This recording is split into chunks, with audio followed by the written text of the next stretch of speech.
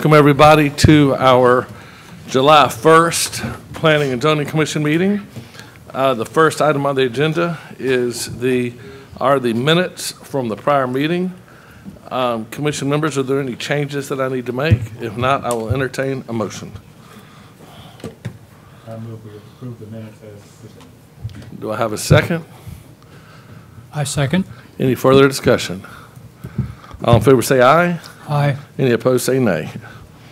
All right, old or new business. Hunter, do you have anything under that category? We do not. All right, moving on. Consideration of agenda items. UR 24.07. Yes, sir. All right, this is a standard, both of this item A and B on the agenda are standard reviews. This will be all buried fiber along the route, so we have no overlashing or overhead lines. The first one is 27,000 linear feet, and the areas around the Nichols Avenue and Young Street, that's the major intersection there. So you can see where they're planned a little bit more clearly on this map. As typical, we have the same conditions and same conversations on all of these. For the public's notice, this is location under 115211 review for any new underground utilities. I believe a lot of this is overhead right now, so it is getting around to putting things underground. We like that. That clears up our right-of-ways. So sometimes the challenge then is getting the poles removed and anything else that may be on that, but we'll be working on that with any other companies that follow suit in this route. With that said, we do recommend approval of UR 24.07. All right. This is not a public hearing, so based on that, any concerns? If not, I'll entertain a motion.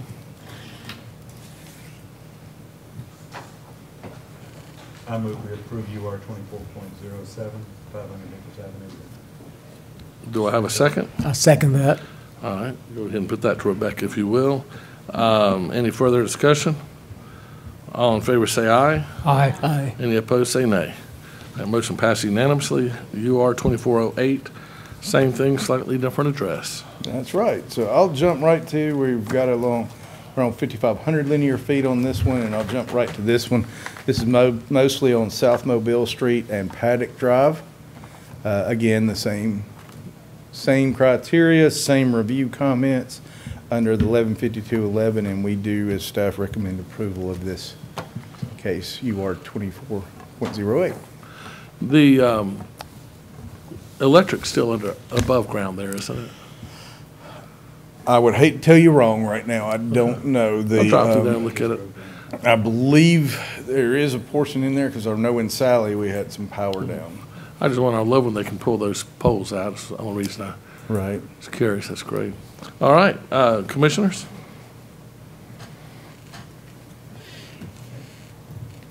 I move we approve UR 24.08.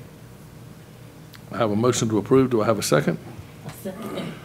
Any further? All in favor say aye. Aye. Any opposed say nay. All right. SD subdivision request 24.05. Okay. And we do have a waiver request on this one, so just a reminder, we need to ask you to vote on the waiver first and then the case. So Michelle will be presenting that one. Okay, this is the proper. We saw it, I think, in February to begin with, but it got tabled because we had to do some things and GMC had to do some things. So now it's back. So it's an MOP, it's preliminary plat.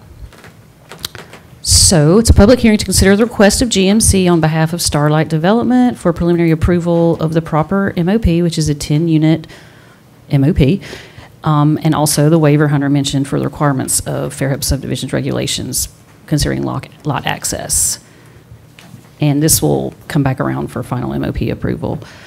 So the property is approximately 1.68 acres and it's located on the southwest corner of Nichols Avenue and Young Street. Jeremy Sasser of GMC serves as engineer of record for the application, and it's zoned B1 shopping district. And we do have a rep from GMC here as well. So that's what it looks like. There's our site plan, updated site plan. You can see the different clusters of the townhomes. So they have provided the site plan illustrating the 2 rear-loading rows of townhomes. There are 7 facing Nichols Avenue, and then there are 3 fronting Anderson Avenue, and there are 2 different styles being offered. So the 2 clusters of undulated townhomes, because they're required to be undulated, share a common rear entrance in the form of private drive legacy loop, and there are guest parking spaces in that area as well. Each unit has a 2-car garage as well as a driveway, and 18-foot driveway. And so the outside parking spaces provided, including the guest ones, surpass the parking requirements for this development.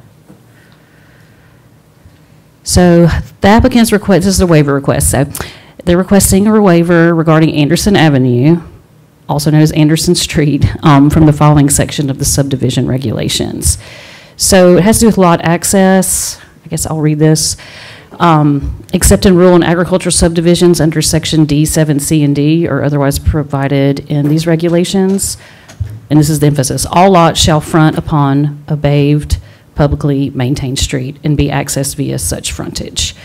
So the commission, in its discretion, may, but is not required to, allow deviation from this requirement where such frontage and access to each lot is unattainable due to unique and extraordinarily unusual characteristics of the property.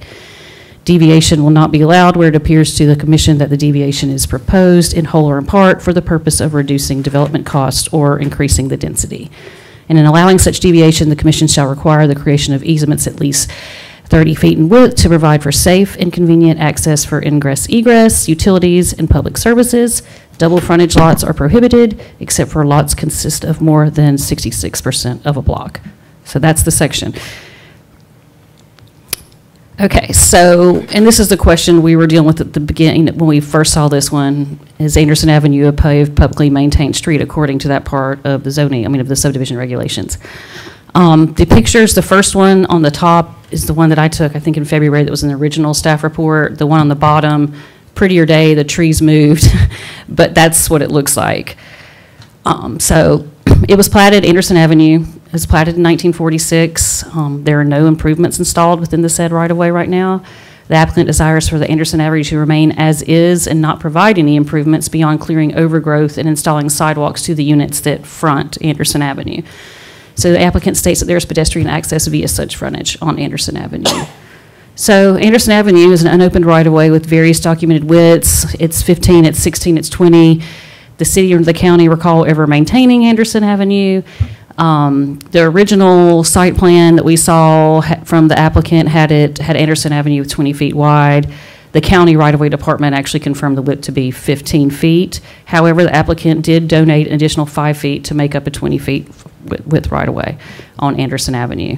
So when we were doing our research to see if it existed, who owned it, it did come up that Anderson Avenue does currently provide access to a few residential lots that are undeveloped in that area, but it actually reads in their deeds that's where they'd be getting access from. So the applicant has provided the following for their waiver request. So number one, all lots in the proposed subdivision will be served from the rear by a rear private drive and 2 other existing roads, Young Street and Nichols Avenue. As shown on the company site plan, 3 lots in the common area contain frontage on the existing Anderson Avenue. Per the city's development standards, all townhomes must be accessed from the rear. Therefore, the proposed lots will be so served by a private drive within a 50-foot access easement. That's that legacy loop. Vehicular access to all lots in common areas within development will be via the rear-facing private drive. And the front of units shall provide pedestrian-only access via front porches and sidewalks. Part of their reason, too, was they wanted to preserve some mature trees. Preserving existing trees in place is a top priority for the proper townhome development. This is reflected in the careful placement of lots, drives, and common areas to avoid the removal of most existing trees on the site. So in granting this waiver request, will allow to preserve in place a mature stand of existing live oak trees ranging from 20 inches to 52 inches in diameter, located along the edge of Anderson Avenue and lining the property boundary there around the pond.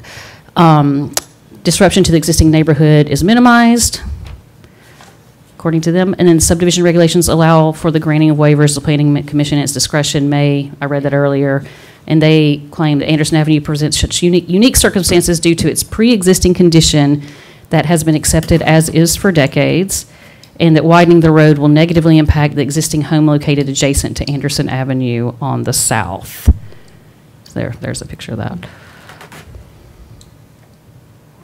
So as far as utilities, Fairhope Utilities is there for all of it. AT&T provides telecommunication services. There is existing fire hydrant adjacent Nichols Avenue substation on Young Street, and there are 2 more hydrants required for the development. Traffic engineer stated that the daily trips do not trigger a traffic study per the subregs. There are existing sidewalks along Young Street. The site plan illustrates the required sidewalks to be installed along Nichols Avenue with connections to the 10 units fronting Nichols Avenue. And the applicant will install sidewalk connections to the 3 southernmost units that are facing Anderson Avenue. As for the green space requirements, it's 25% for this residential MOP. The green space requirement is met by the site plan's 30.7% of open space. And a private company will be handling the development's waste management. And there is already a screen dumpster on the plan. So landscaping requirements, the original landscape plan presented a lot of apparent conflicts with the existing. We're talking about overhead utilities and whatnot with the existing and proposed utilities. The trees that were necessary to be installed at maturity would wreak havoc with the overhead power lines.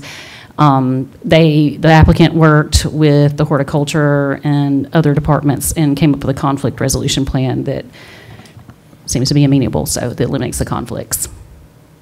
Was that, they doing it underground or? The It's a power little bit. on Young Street will not be underground. On that side, the tree specimens were selected a little differently. There'll be a little bit more columnar and not interfere with Right. the limbs as with the lines as much. So you see, absolutely. But I believe, and Mr. Chairman, I get these transmission and distribution is something that electricians know. Right, beyond I do us. not, but it's the big ones that'll hurt you. Ouchies, yeah. And I think that's out of the scope of putting underground.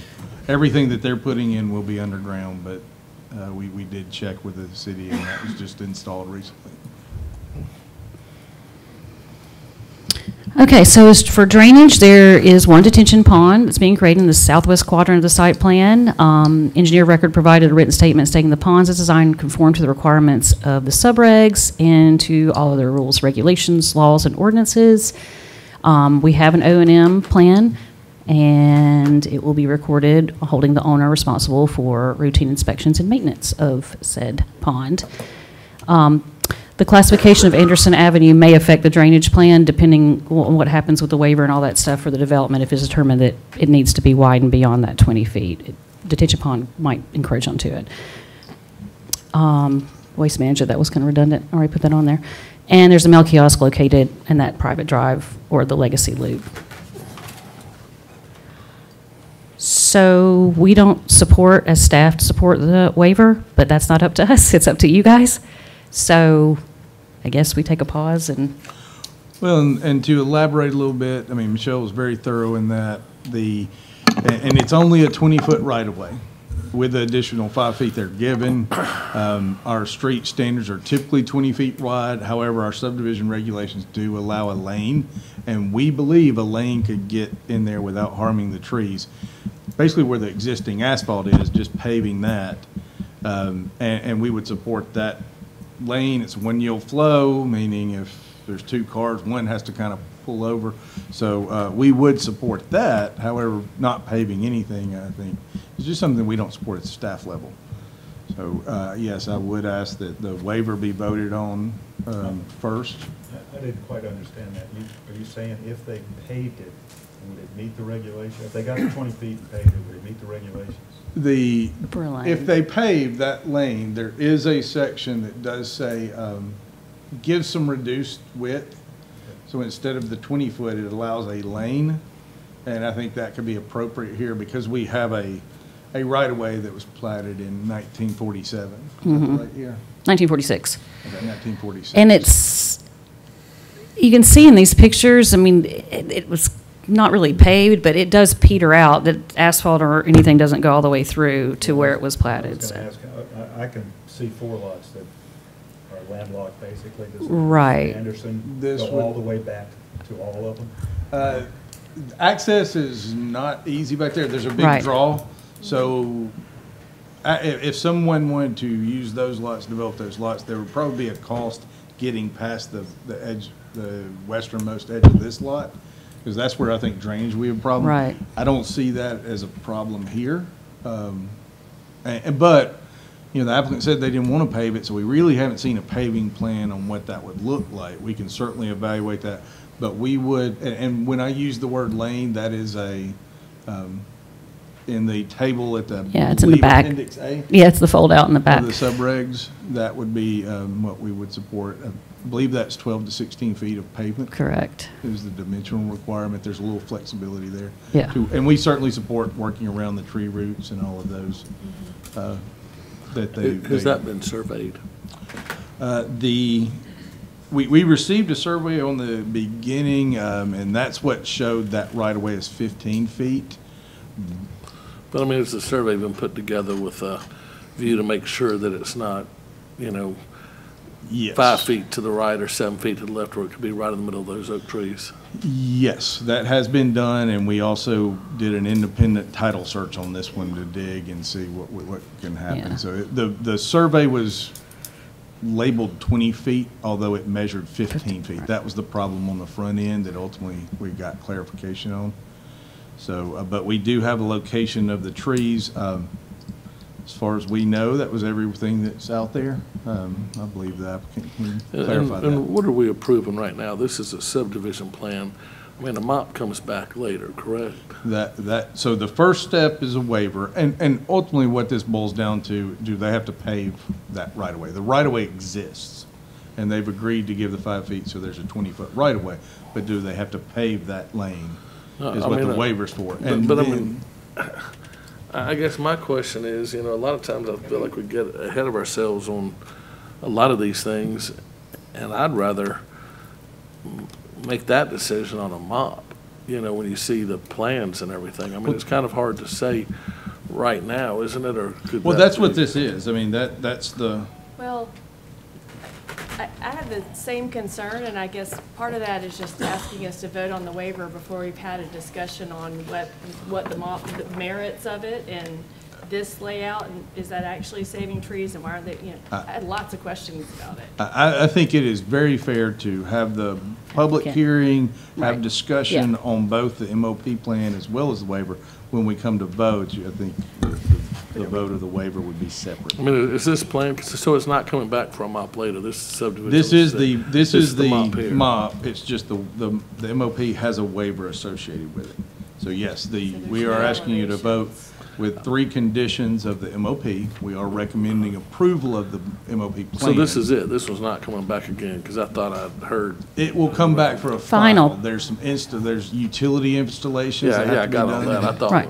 Yeah. For final plat. This is the preliminary approval in front of you. Okay. So, yeah, but it is fair to have the conversations, public hearing, hear any input before you vote on Okay. item. Right. Well, let's go ahead in that case, and I'll open the public hearing at this time. Does anybody want to speak on behalf of the applicant? Good evening, ladies and gentlemen of the Planning Commission and city staff. I'm Melissa Hadley with Goodwin Mills and Kaywood here on behalf of our applicant. And we'll kind of talk primarily about the request with the waiver right now, since we haven't delved into the MOP. But just a couple of points of clarification. So we did survey the whole property. The road has been paved before.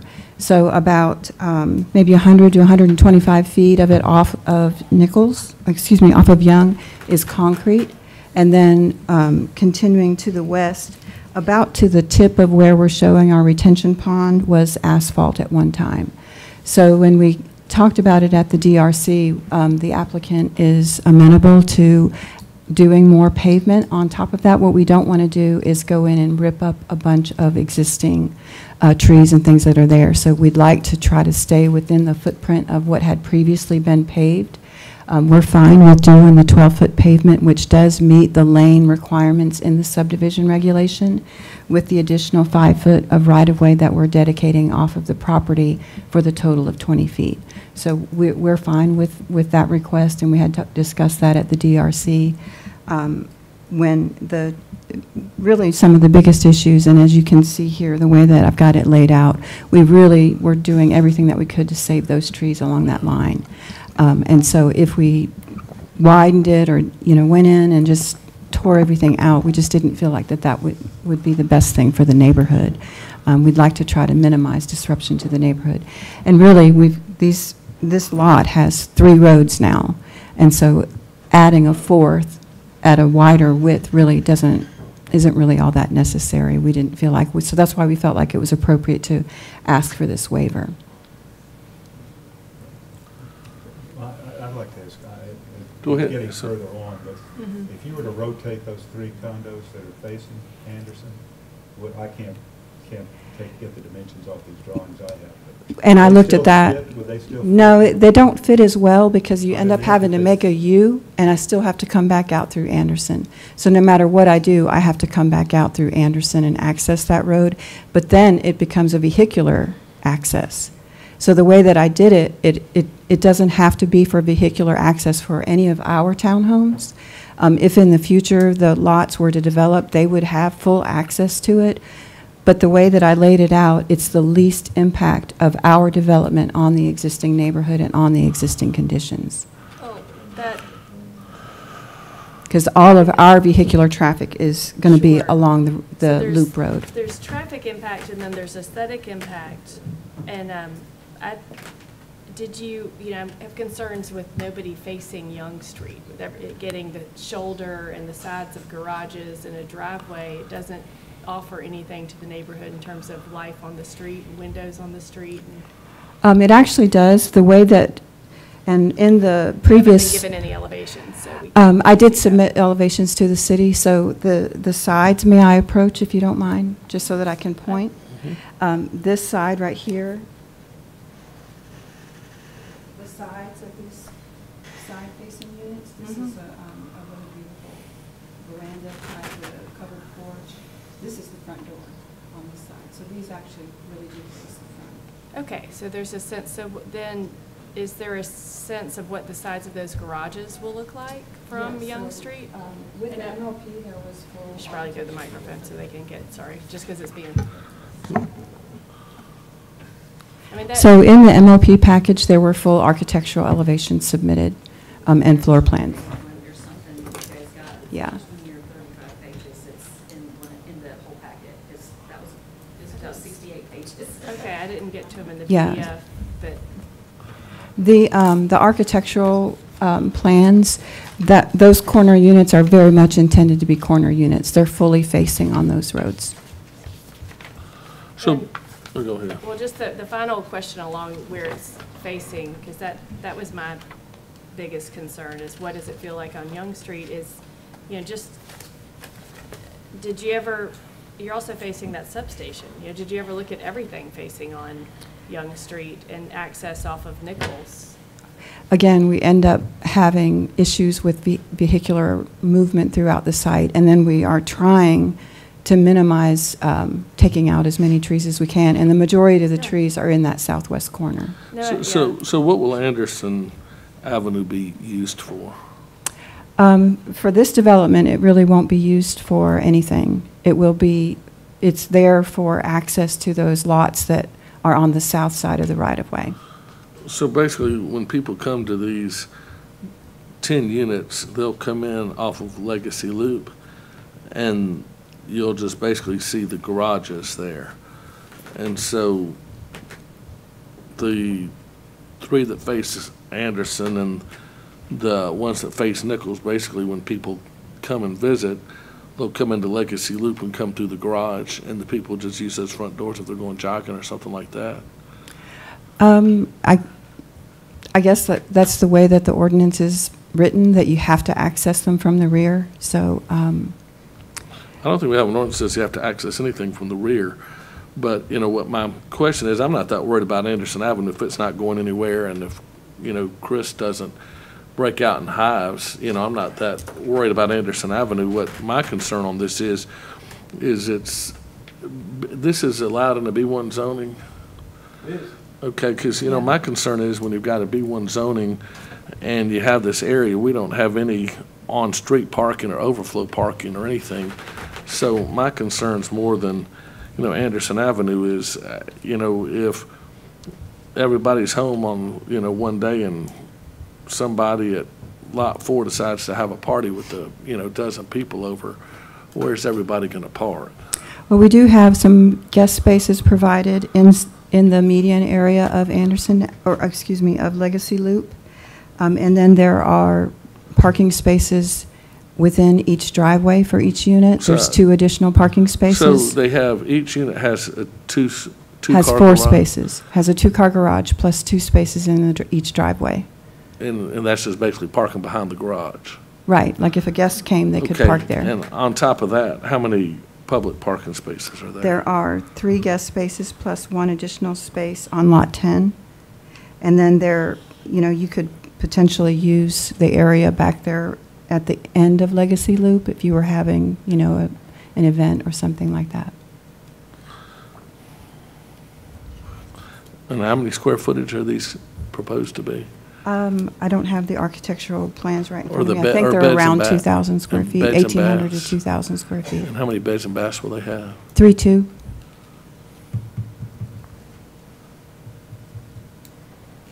Okay. So with Anderson Avenue open and having new pavement on it, there wouldn't be any reason why people can't use that for walking and driving up and down. It's just a smaller width. Mhm. Does it exit? I mean, would you have to back out? If you were driving down Anderson, yeah, or just do some kind of little 3-point turn. Yeah. So it's really not, it's just to get around the requirement to front on a public road. I mean, it's not big. We can work through the details. We can work through the details. The question is, I mean, we could have had this in the report, all those details, but, you know, there was a waiver request here. We can certainly make a Yeah, no, turnaround my be thing is, required. you know, Frank Lloyd Wright says, you know, beauty's in the details, and my concern is somebody has a party and has a dozen people come over, and, you know, where are they gonna park? Because there's no parking on Young Street, there's no parking on Nichols. So are they gonna park across the street and be walking across in the dark, or are they gonna park over at the, you know, soccer fields and, you know, or the tennis courts and be walking? That's what I was wondering about, and if Anderson, you know, I care less if they pave it or not. It'd be nice for, you know, 10 feet, 20 feet to be paved so gravel doesn't get kicked out onto Young Street. But it might be nice and appropriate to have like a little hammerhead in somewhere where if people pulled in there to park, you know, parallel, if there was a party or an overflow, that they could go in there, pull in that hammerhead, back around and drive out. You know, one issue that we've had on a lot of these apartments, you know, not so much if they're, you know, in town with public parking where people can overflow here and there, but you have a 3-bedroom, and if you've got, you know, in Fairhope, you're going to have 2 cars plus a golf cart. Golf cart's going to take one of the parking spaces inside. You know, the guy's stuff's going to take the other side. 2 cars are going to be there, so you've got basically no parking at all.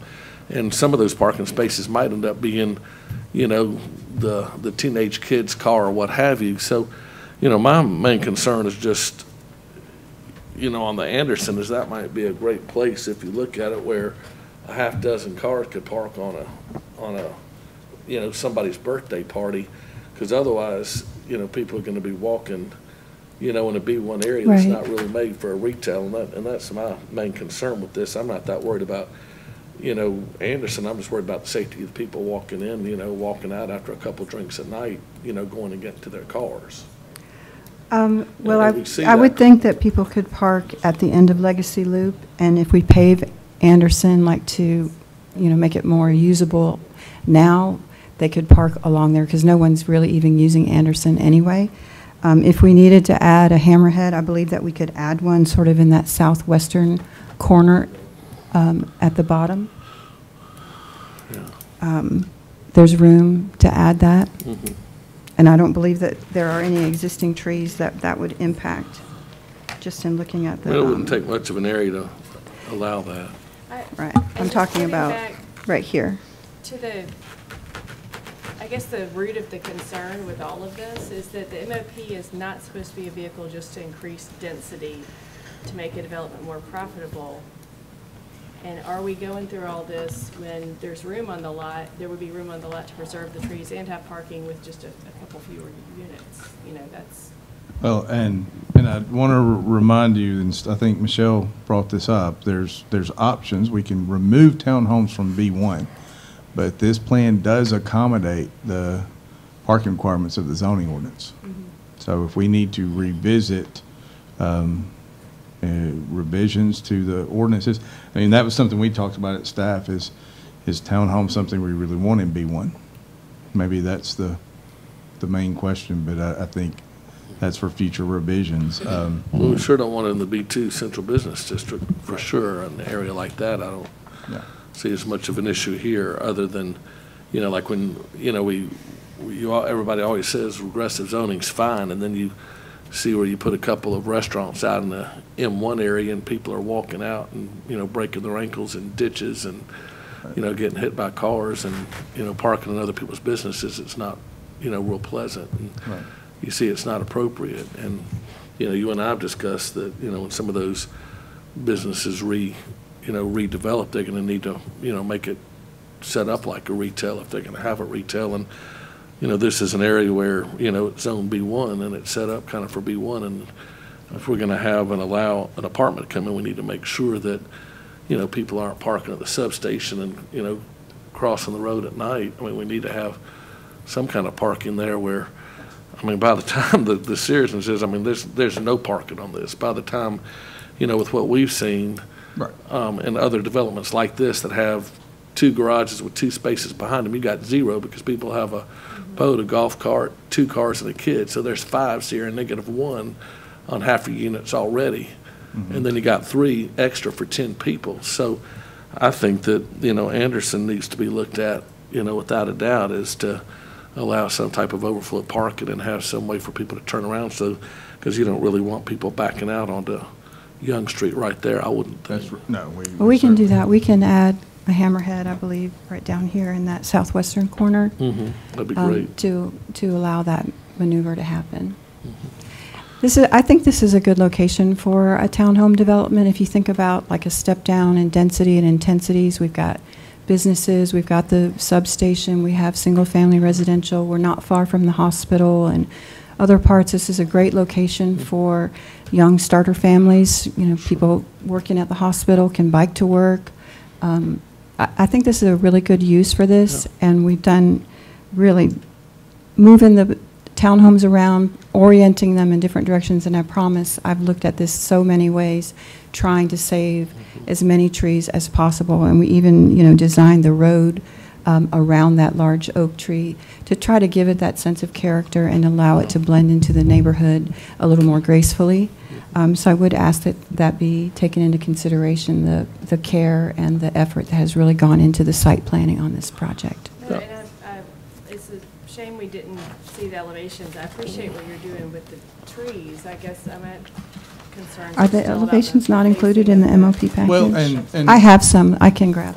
And I do think that was initially one of the conversations with the architecture of this, was the view that you see from the side. So you don't just have a blank wall.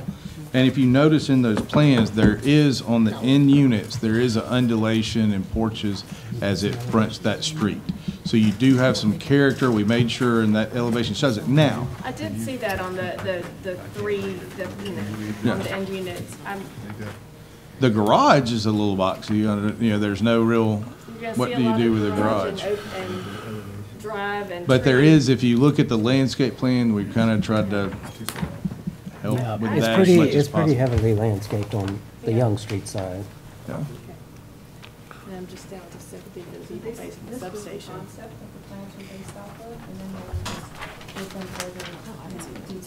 Okay, yeah. So is that a rendering or is that just a concept? That's not actually these units? really close to what they're going to look like. This was what the plans were built off of. Are you looking for elevations? Yeah, I've got the elevations. So you can see the south. Do you have what the garages are gonna look like? Yeah. Hunter, did I miss, is there a tree preservation plan that shows the fencing and what type of fencing and all that for the tree protection? I didn't. There is a tree preservation plan, which trees are being removed and all that. I don't know if that has the tree preservation. That's typically something we'd look at the permit to make sure. Okay. Once everything's kind of finalized through this. And I believe it is on there, so anything that's being preserved, it will have to have that, the tree protection up. Okay, right, And it's yeah. gonna I be just- really careful, tricky on that middle tree in the middle of Yeah, the drive aisle.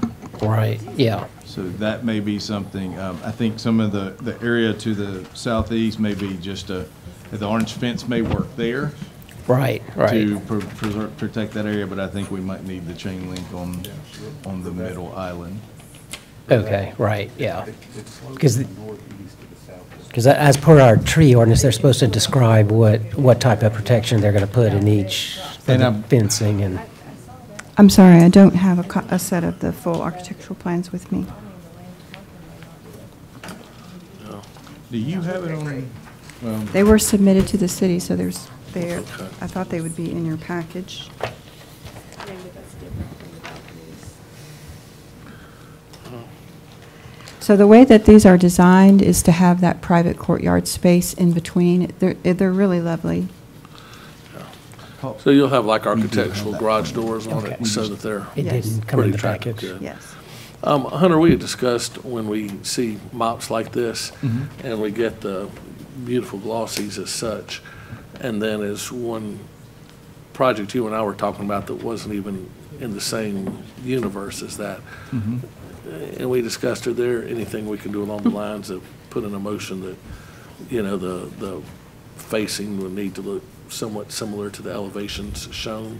I think that's pretty critical on the way all of this is working out with the landscape plans, with all the utilities that are going in. I think the footprint at least, and with those undulations is Because a lot of times we important. get these pictures, and then it ends up, when it comes to time it's being built, we have 6 Generacs and, 8 air-conditioned units along the side. Yeah, and then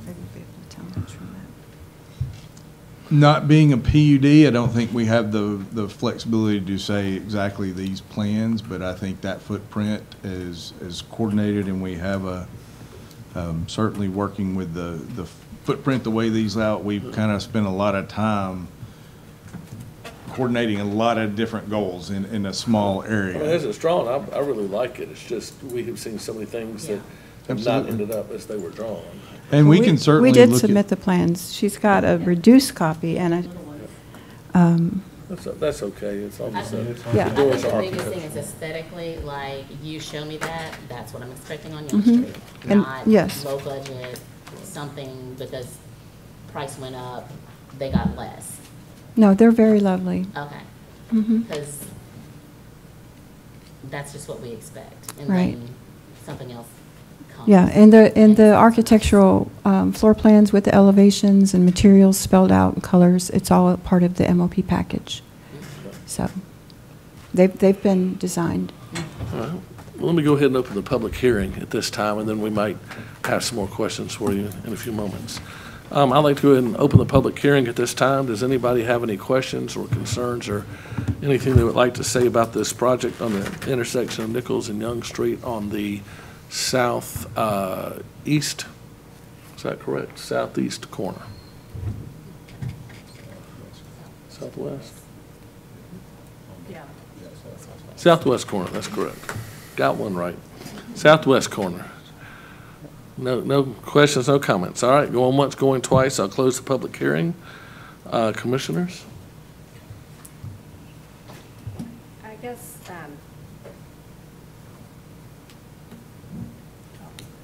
I was reading back the lot access, be accessed via such frontage. I guess we don't, I mean, I think that to me, the Anderson is just covering the letter of the law, but I really think that, we probably ought to require a hammerhead there just for, that could be a pretty nice place for overflow parking, especially for those 3 units. People could come through the front door and not through the garage when they come to a party there. But, I mean, isn't the intent of the law that our buildings face the street and that's good for the street as well as the building?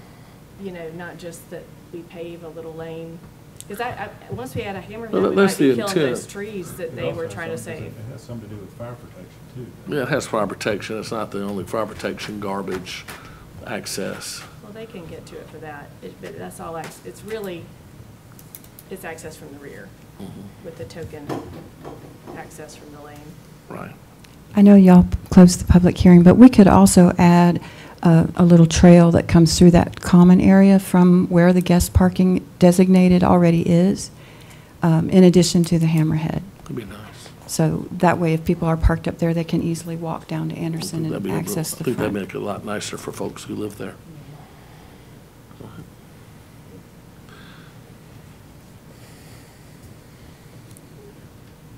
Chris, you okay with everything? And I do want to remind, this is only a 20-foot right-of-way.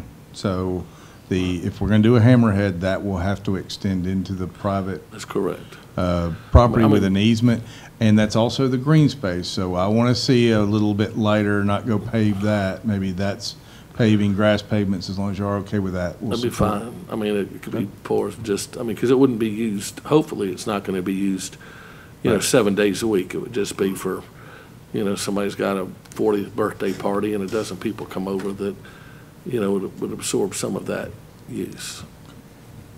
Okay. Yeah, I just respectfully disagree with that because I'm concerned about making that lane intruding on the green space and just making it a bigger, not seeing the design, I guess. I have concerns about what that's going to do to the trees and the appearance of it in the neighborhood. And that's, the challenge here, and I always want to move a project along that we've been talking about for 5 months.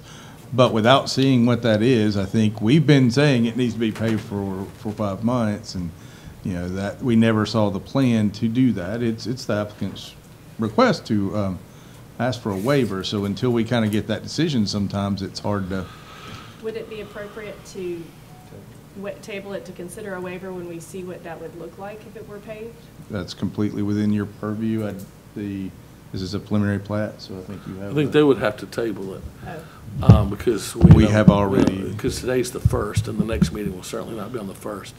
And to me, it wouldn't have to necessarily be paved. That lane wouldn't have to be paved. I care less if it's paved. To me, it's just more where it's opened up, where people could parallel park on the right-hand side, pull out, go down, turn around, and pull out. If we're going to meet our standards, it needs to be But I mean, it could be, I'm saying, when I said paved, I mean asphalt or concrete. I'm saying it could be, to me, it could be gravel, it could be, not the first 10 feet, but. the regulations say paved, and We're it just needs saying to a lot be of paved water according to goes city there. It regulations. goes down. Is that? Not in a public right-of-way. It can't be gravel. So wouldn't it be that we vote on the, on the waiver, and then if it gets denied, then they come back with a paving plan? It's And up to them. Cindy, I might have to, Cindy, do you recall, when we were here last, did we get to the public hearing and table? The public this hearing was case? open in the last meeting. So to table, the planning commission has to make a decision tonight unless the applicant consents to holding it over. To address the paving issue, one option is granting the waiver subject to conditions. And you can put the conditions of granting the waiver subject to whatever the planning commission sees fit. That would address the access issue because they would also have access on privately maintained Legacy Loop, which would accommodate that issue. But you could tie the conditions of approval of the waiver to your hammerhead or some other access that the planning commission deems appropriate. What if we did something like the waiver based on approval from the staff and the tree committee, since the concerns that we have about it being paved are, number one, having it be paved to meet the requirements, and two, that we don't want to kill a lot of oak trees if when it's finally surveyed, it turns out that that it's not exactly where it wants to be, that we approve it subject to those two groups coming back later and agreeing to the plan with the hammerhead and the paving.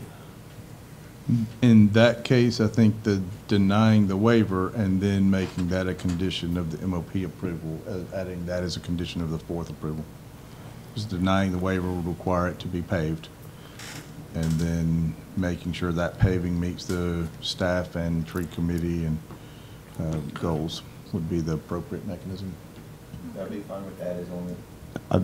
that would be fine as long as you specify what the staff and the tree committee are actually going to be reviewing, because as it sits today, staff doesn't recommend the waiver approval. Okay. So you'd have to tie it to the revised plan, which is what you're asking for related to the hammerhead, I believe. Okay. All right, any other questions? Are we clear that the staff doesn't recommend the waiver because of the paving issue only? Hold on. Sorry, Rebecca. Can you repeat that, please? Staff does not support the aforementioned waiver. Is that because of it's not paved? I mean, is that because of paving only, or is it because of the frontage? It's not paved. The right-of-way is already there. No, yeah. So I mean, it what is- are your reasons to not support the waiver? Our subdivision regulations require a paved road, Okay. publicly paved road. That's what our subdivision regulations say. We see I certainly don't want to take trees out, but we also see a lane there. Unusual conditions to Right, lay there's down. no really anything, and we see Is the it the dimensions the as existing well? paved there. We assume that can work. We haven't seen a plan. Okay. All right. So we could say, make a motion subject to a plan with paving of Anderson approved by staff and the tree committee. Okay. That'd be how I would make the motion if I were to make a motion.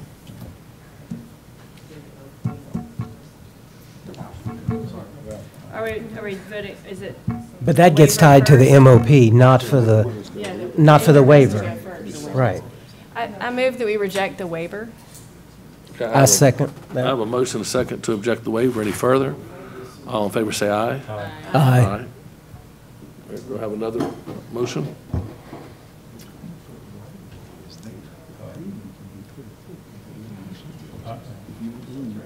I move we approve SD 24.05 preliminary plat for proper MOP, subject to staff recommendations, and that staff approve, and that Staff and the tree committee. Anderson paves, developer paves Anderson Lane to city standards for streets. And that'll be approved by staff and tree It'll be committee. approved by staff And tree committee. and tree committee. All right. I thought it was for lanes, not for streets. It's Anderson Lane. Henderson Lane is the name of it. Oh, okay. I thought It's a type of it street. shows up on- Yes. It shows up all kind of, lane is the designation in the subdivision regulations that defines the width and the Yeah. All right, I've got a motion to approve, subject to Anderson being paved, subject to staff recommendations and Anderson being paved, and that the paving will be approved by staff and tree committee. Do I have a second? I'll second. All right, any further discussion? And just to be clear, were there any other conditions of approval that were recommended by staff in addition to the one you just added? Yeah, that, they have three here. Yeah, it said subject to staff recommendations as well as. Perfect, thank you. Yes, okay. Any more further discussion? All in favor, say aye. Aye. Any opposed, say nay. Nay. All right, let's do a roll call. If you say aye, please raise your hand. We've got 5 ayes and 1 nay. All right, thank you very much. Moving on, SD 2411, Harvest Green East Phase 1. Okay. This is the final plat. Preliminary plat was approved on November 1st, 2021. This is on the east side of 181, approximately across from the waters. So the zoning PUD is on the left. On the right is the The phase we're looking at, Bushel Drive, as you see there. And this is the lot layout. I want to get into a couple of things because this is pretty much an easy final plat. Most of the things are done, and really going to focus on a couple of the unique things. We typically do not see bonds now that a subdivision is required to be complete when we come in. We do have we don't see performance bonds, meaning there's work to be performed. You do see a performance bond on this. The only reason that is there is this is a two-phase project. The lift station is located in phase 2. So until that gets finished, there's not a public road to access that lift station.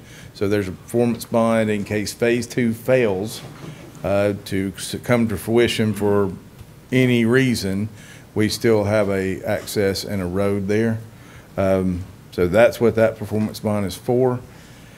The ALDOT, there is some improvements in the ALDOT right-of-way. That is bonded through state. We did get confirmation from them. They're okay this being accessed while they work on a few punch list items. And you can see the aerials on the screen here. So that is what the site looks like. I believe this was taken, this was okay, we're going back and forth. So here was what was submitted on the right, when this is what I think Mike did a lot of these staff reports. He's on vacation. So this was the difference of what we see when it was submitted in March versus today. What a complete application is and what we're expecting by that.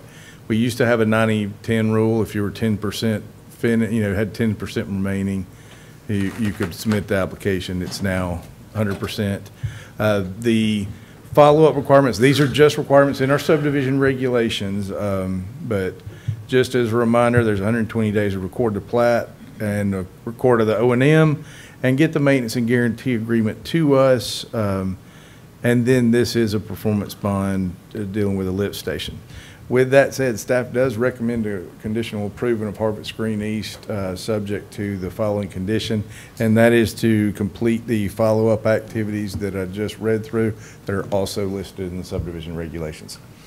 I believe we have the engineer here, Larry Smith, if there's any questions from them, and of course we're here for you if you need it. Any questions for staff at this time?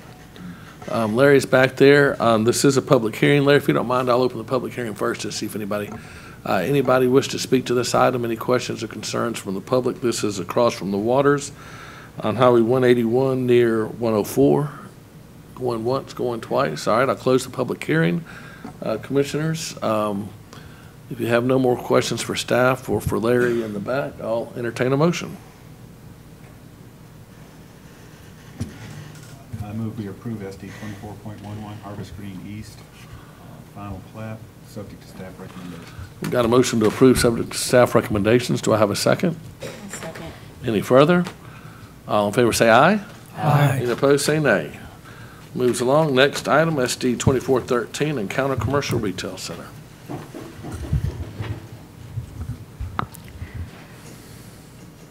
All right, this is final plat down the street. So, public hearing to consider the request of the applicant, Jade Consulting, acting on the behalf of the owner, Encounter Development. And they're requesting their final plat approval for the Encounter Commercial Retail Center, which is a 12-lot subdivision. It's approximately 35.16 acres and located on the northeast corner of State Highway 181 and State Highway 104. It's Zone B2, and the preliminary plat was approved in April 2023.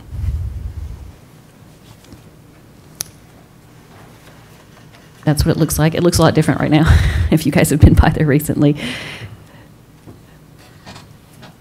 But that is the subdivision, the commercial subdivision, the 12 lots. Yes. Yeah.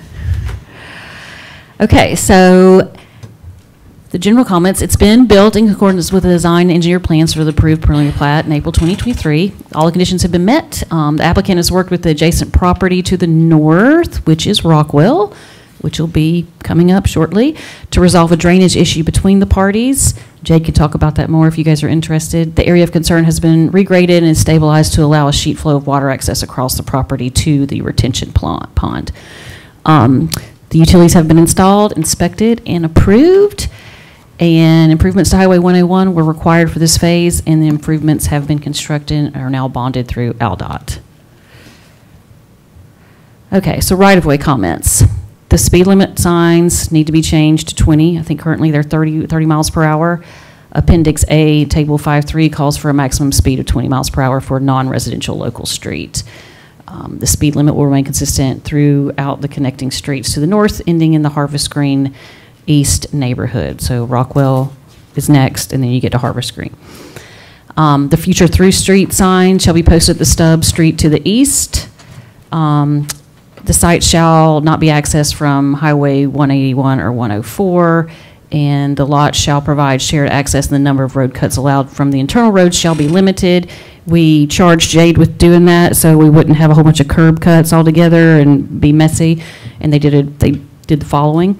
The proposed solution was provided by Jade, and all the drives will be reviewed for the site plan review and approval. Each of these sites in this development has a site plan review, so they'll be coming back each time each lot's developed.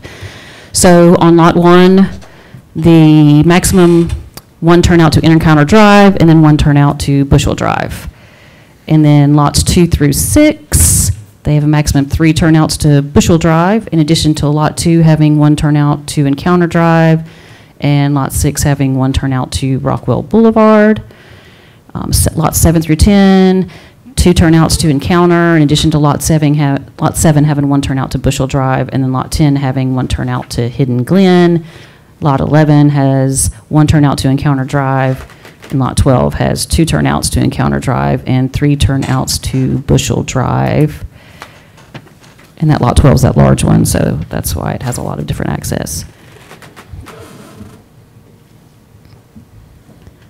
Okay, and we tried to make this so you could see that a little bit better, but it's still wicked tiny, but you guys get the idea. So this is the north property looking at Highway 181. This was June 18th.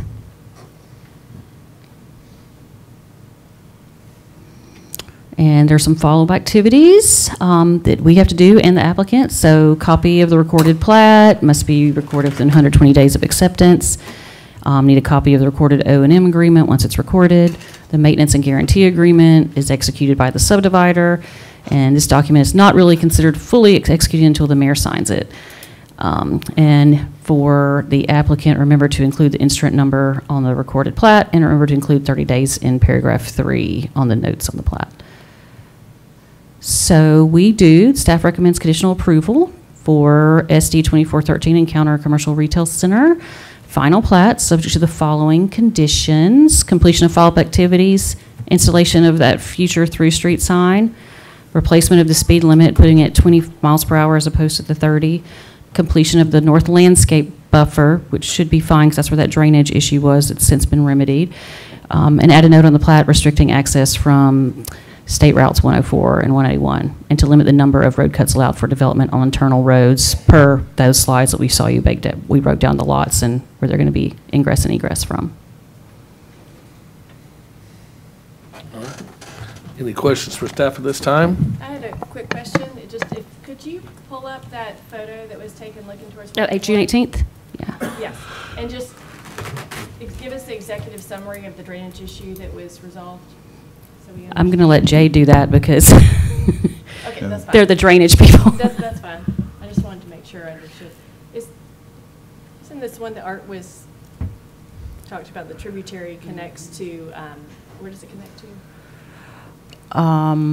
This one, I don't know. What they had was something had to do with I'll Rockwell. reserve it for Jade. Yeah. All right, we'll go ahead. I'll open the public hearing at this time. Does anybody from the public wish to speak to this item? Any concerns? This is on the northeast side of 104 and 181. In that case, I'll close the public hearing. And are you from Jade? I am from Jade. Okay. I'm sorry, cool. I just wanted to make one request.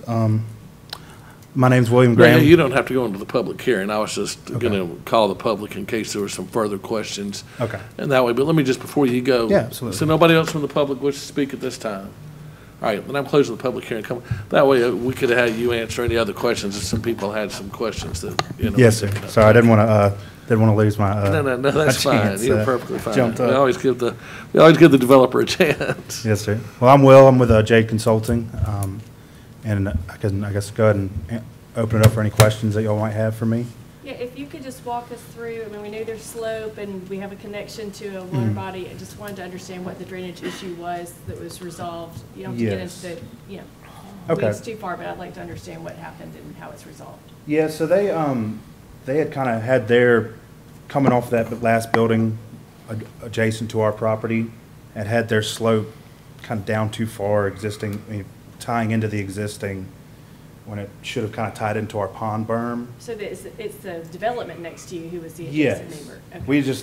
We had to work out where they connected to us so that it sheet flowed into our pond, and Okay. it was kind of channelizing and then hitting our pond bank, causing some erosion right there. Okay. But we've, It's not an outflow from the pond issue?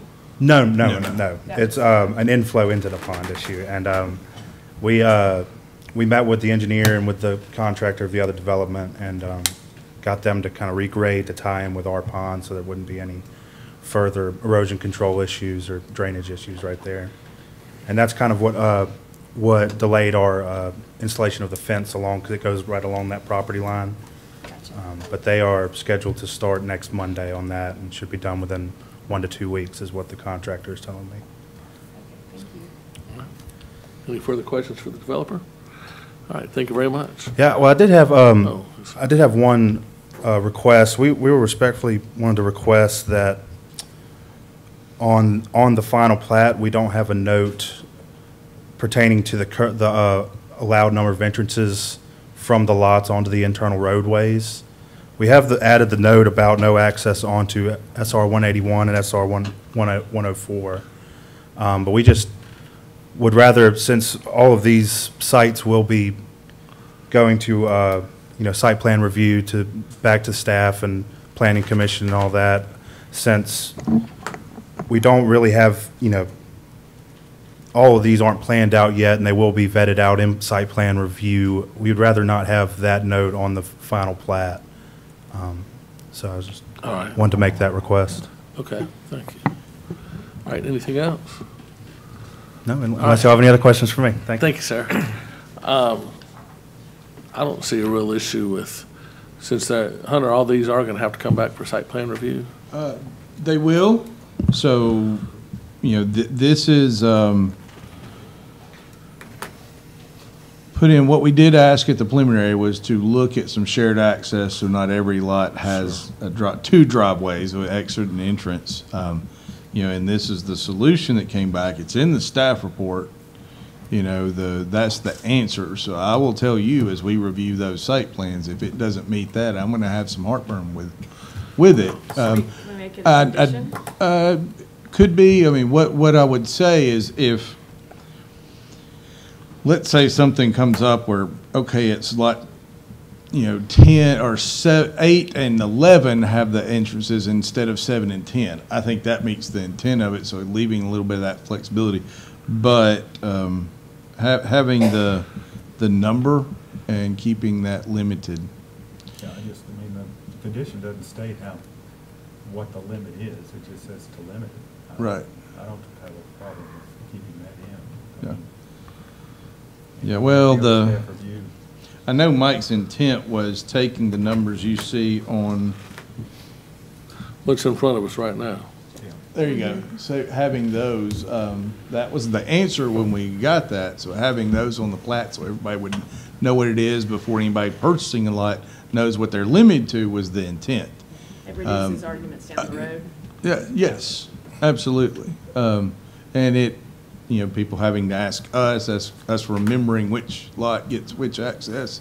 It's just, out of the sake of efficiency and making sure everybody understands what is But discussed. can we change it one way or the other? I mean, with this, we could change it under site plan review either way, couldn't we, Chris? Yeah, and I think one solution they're asking for it not to be on the plat itself. I mean, it still can be a condition of approval of the planning commission, and even adding with the ability of staff to have some flexibility there as part of the condition, but removing the requirement that it be stated specifically on the plat. Okay, that sounds like a good compromise.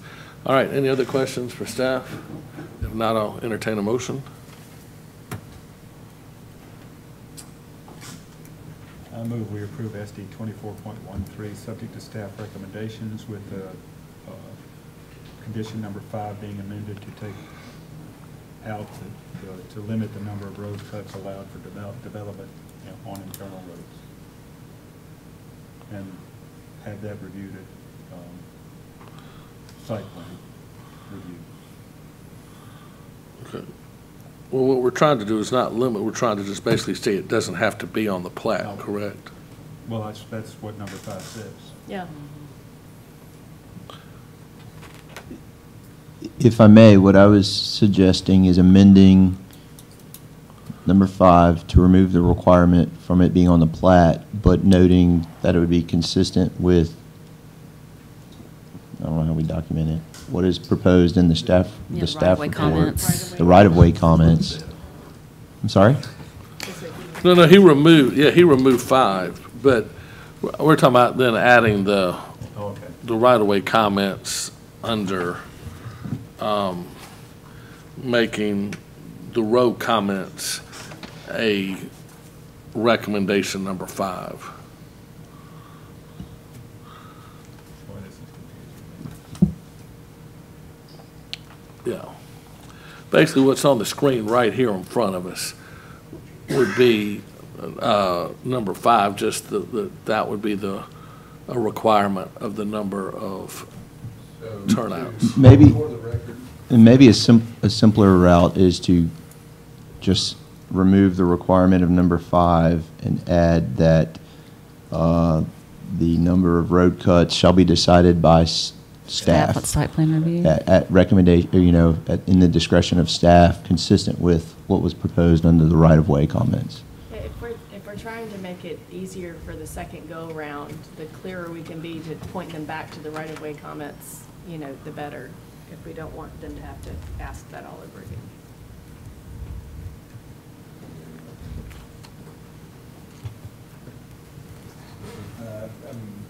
Just gonna have to Do you reference mind it. if I read these? If you would like to make a motion, I can read where the lot accesses would be. I think we're good. Okay. I think we're good. Yeah, we can see it. Okay.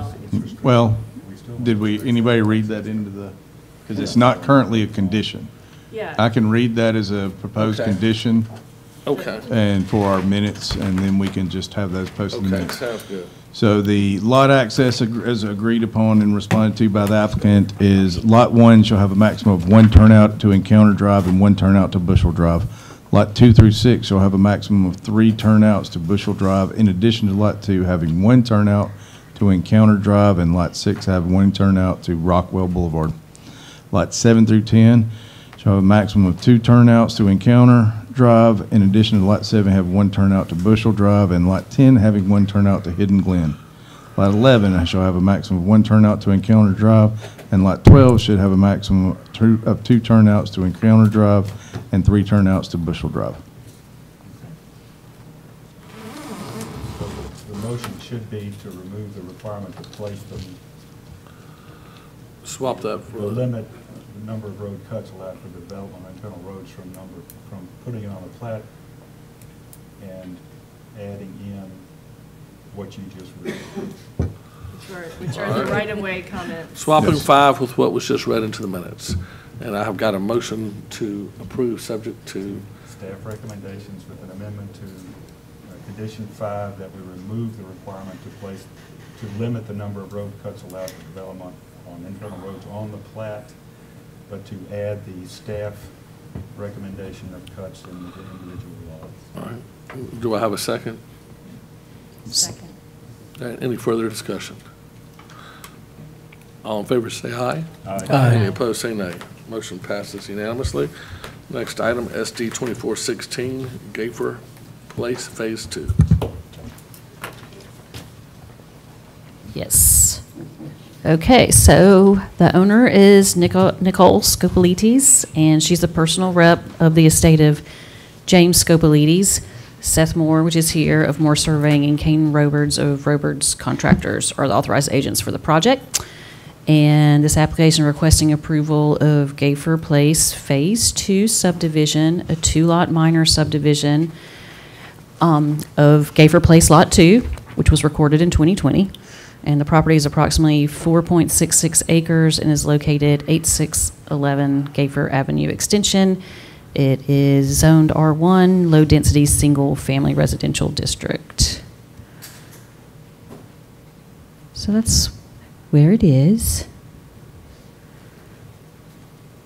That's what the plat looks like with the site data, which is tiny, but it's there.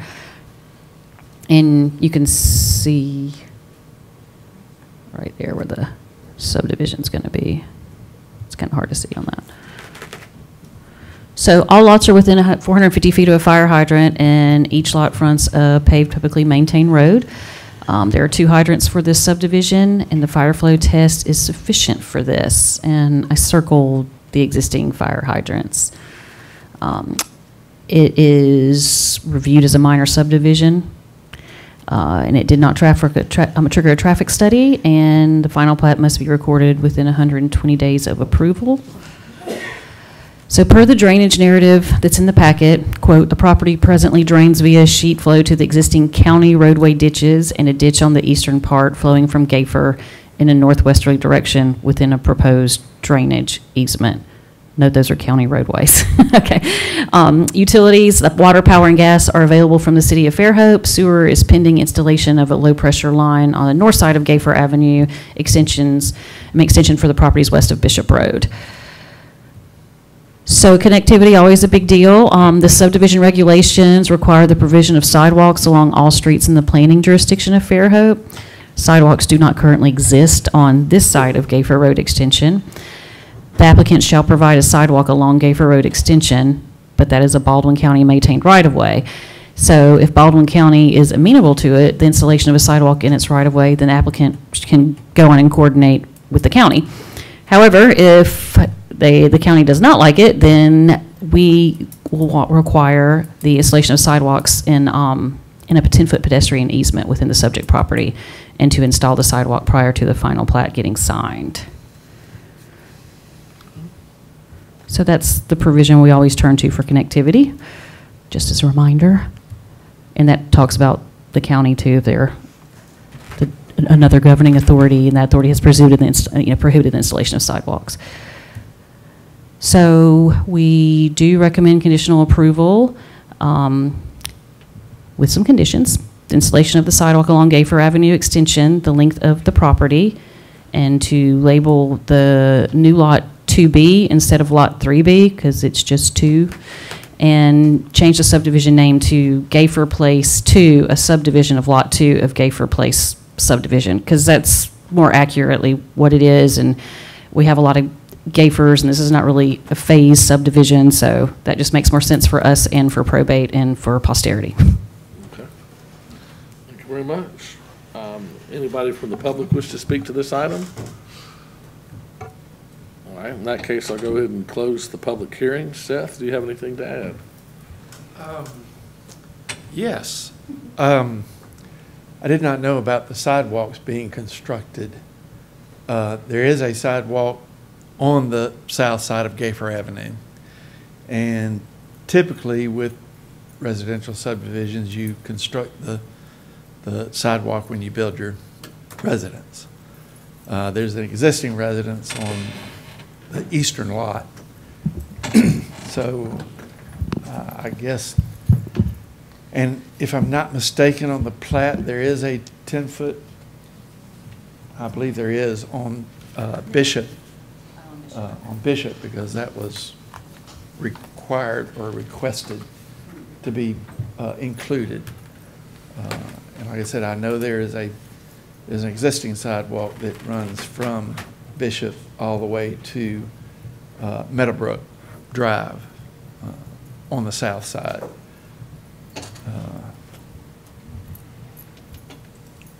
And just recall, we did amend our subdivision regulations to require the sidewalk installed.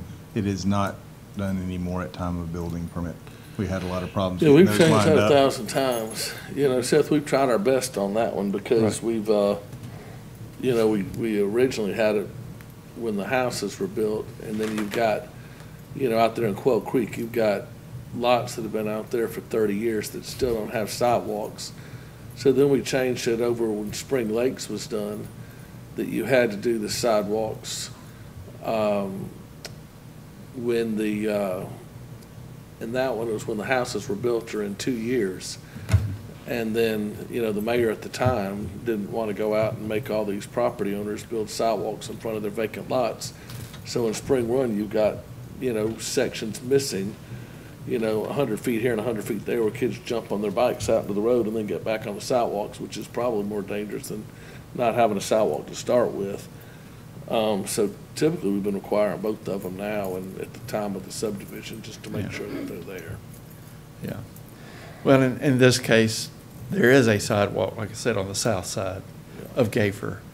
And the one on Bishop will be a sidewalk to nowhere. For how long, though? Those lots to the north are all developed all the way to Dyer Road. I understand, but the city bought a new, you know, bought a new concrete truck and has been cranked up and building sidewalks quite a bit. So. Right. And we like single tax really looking for some projects too. Yeah, single tax is looking over. And in that case, the sidewalk should go on the west side of Bishop, because on the east side of Bishop, you have a lot of old oak trees that you would be cutting down, because the right-of-way is, with the ditch that's there, is not conducive to put a sidewalk unless you put it right alongside the street. Or unless it's done in the right-of-way. Or Well, that's inside what the I'm saying, property. the ditch. Maybe we need a There's bigger not easement. much right-of-way. inside the I understand property. we might need a bigger easement. We'd have to cut trees down. I mean, they have put on the plat a 10-foot, But do we need 20? That's what I'm asking. To avoid the trees. probably 10-foot would do, but 15, we could put a 15-foot, Okay. because you're requiring a 15-foot. Can we go back to the plat for just a second? You can do the arrows. Yeah, I can't. I believe that, does that say 15 feet? Because y'all require along Yeah. right-of-way is 15 feet, if I'm not mistaken. Yeah. I believe that, yeah, there was a, if I Yeah, on recall, Bishop, that there is was a 15 utility foot. and drainage and, It says future yeah, sidewalk. and a pedestrian. Yeah, pedestrian, yeah. Okay. So it's, you know, this was kind of a conversation when this subdivision happened, you know, and it was kind of a, well, we just want to build 2 houses for the family, so we don't want to build a sidewalk right now. We let that happen and, you know, Yeah, we're split maybe again. yeah. Yeah, I mean, 2 and then becomes 2 more, then becomes 2 more. Well, we becomes have 2 a more. follow-up. This was prompted by a rezoning request, so we do have a rezoning request following up on the corner lot, I think, to go to R4. Yeah. So, Yeah. All right. Any other questions for the developer this time? All right. Thank you, Seth. Thank you. All right, commissioners.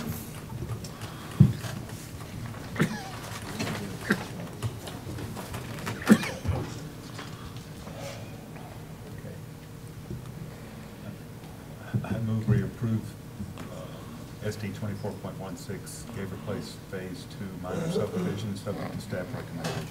We've got a motion to approve, subject to staff recommendations. Do I have a second? A second. Any further? All in favor, say aye. Aye. Any opposed, say nay.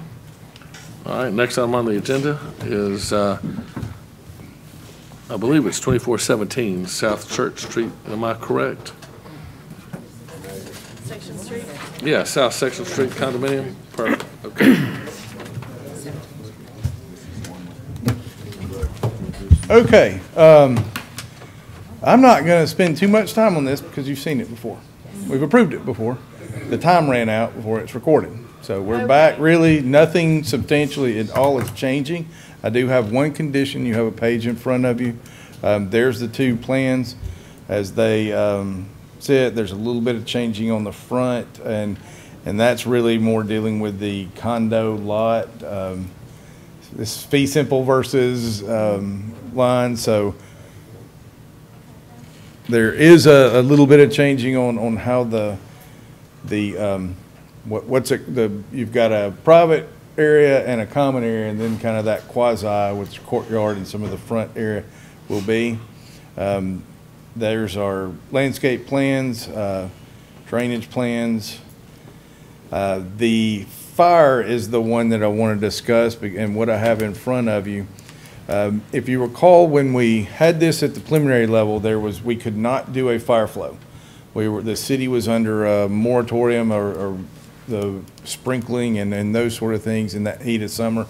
So the condition was that had to be done. That was not done until recently, and the fire flow at the nearest hydrant didn't quite meet the standard for what we were looking for.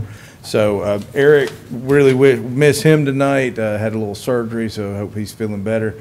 But he did do a lot of work and trying to figure out what options were.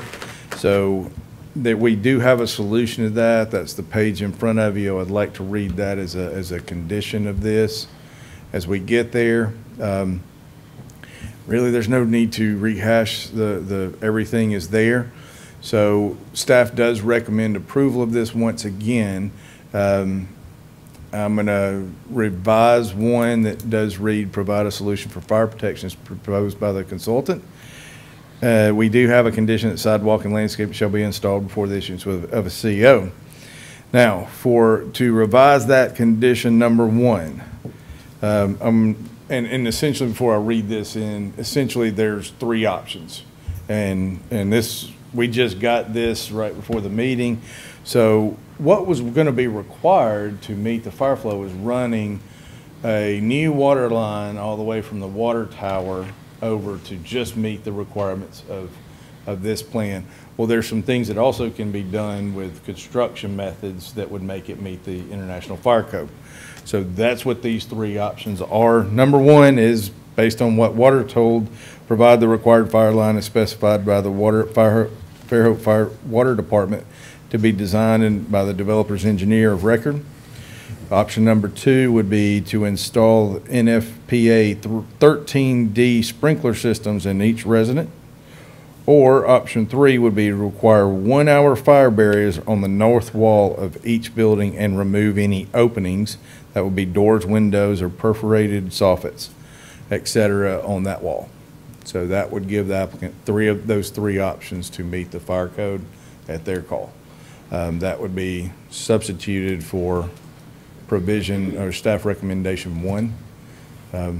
We gave a copy so you can read that if anyone would like to make that motion. But other than that, we do recommend approval. All right, thank you. Any questions for Hunter at this time? I have some questions. Go ahead. In regard to the landscape plan and the sidewalk plan, so there's a very nice live oak in the front that's slated, well, it's basically a city tree that's protected because the property line goes through the middle of it. And so I think it was it's a significant tree. So the existing sidewalk plan, if it were constructed as it's laid out, would be all up in the root zone and in the trunk of that tree. There's plenty room to move, to have the have the sidewalk go around that tree, but between Section Street and the tree, and preserve the tree.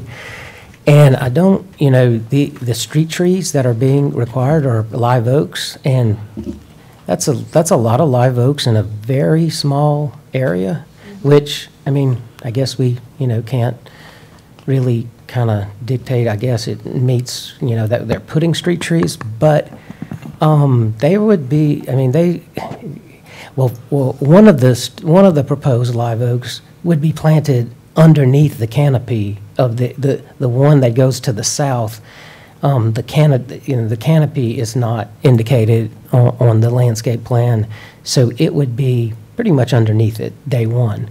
And so, there could have been better tree choices as far as, interfering with the new houses as well as the street as far as, the width of a tree and having maybe something more vertical. Also, I didn't see a tree protection plan for that existing live oak.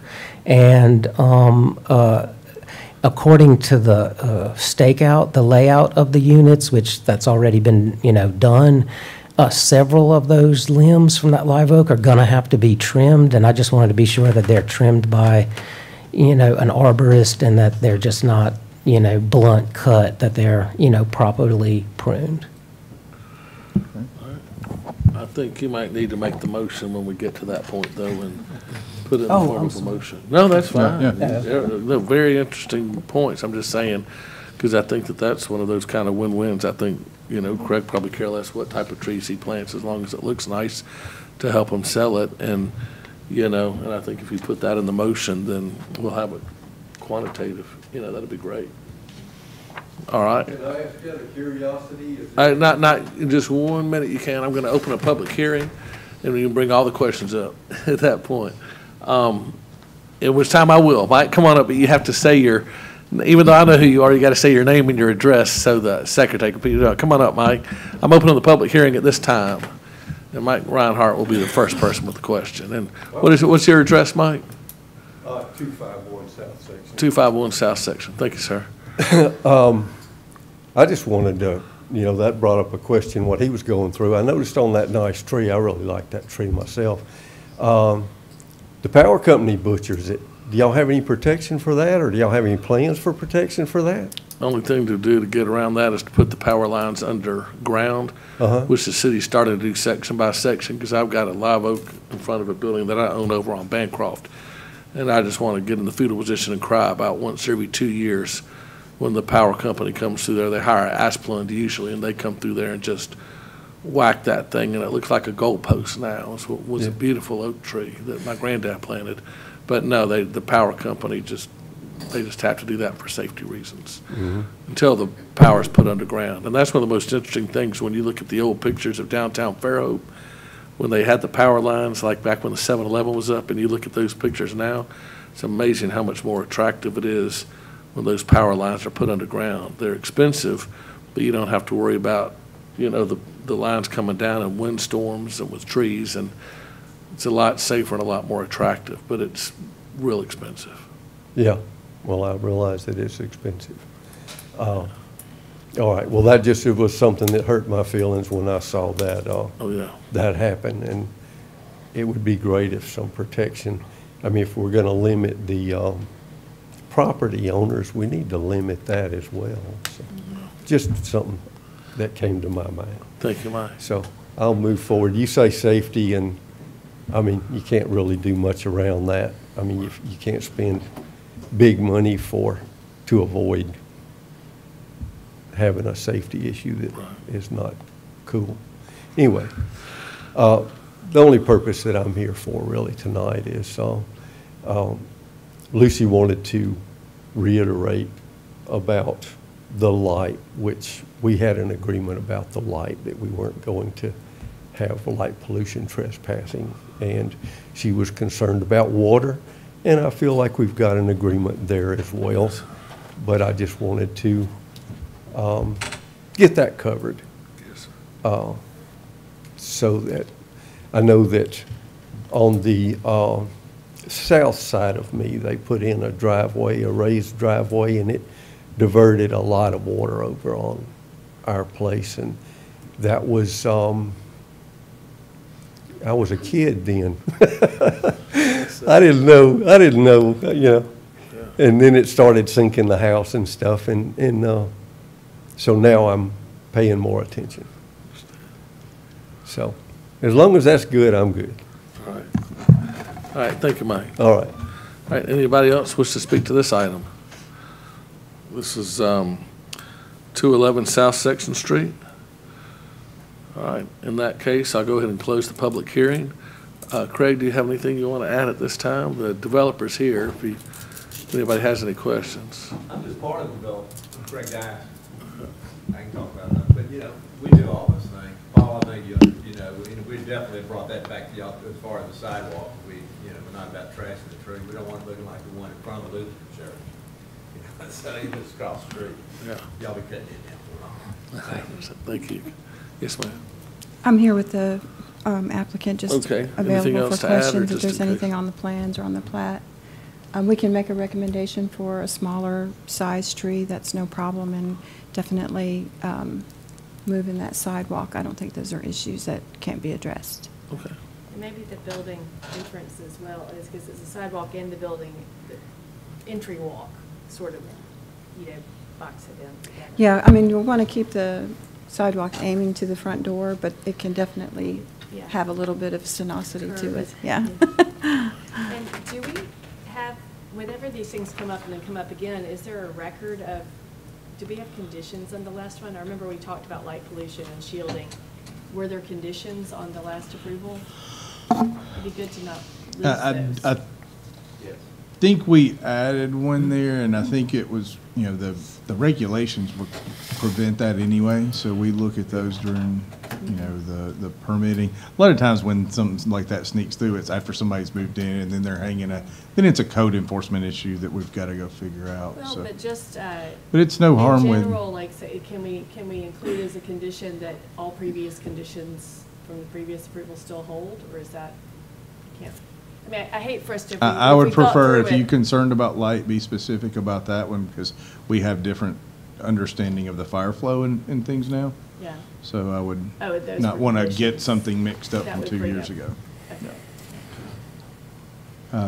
You know, and there's no problem, I don't think, from staff of meandering the sidewalk in the right of way around trees. You know, Commissioner Fontenot, I think there's sometimes when we see densities like this, the tree ordinance is, you know, has a requirement for perimeter, and fitting those in on some properties are a challenge. I don't know if that's why the number of trees, but certainly I agree with you. It's, as far as live oaks, it's too crowded, but maybe that could be a different specimen, or maybe find some areas in the back to have some trees. Yeah, that would just be a cluster of, I mean, Yeah. they're all on top of each other, so. Maybe Absolutely. there's a waiver, I mean, I've heard waiver, or contingent on the city arborist approval, a waiver, so you're not planting trees under a canopy. You know, you're not like digging through tree roots to plant another tree Right.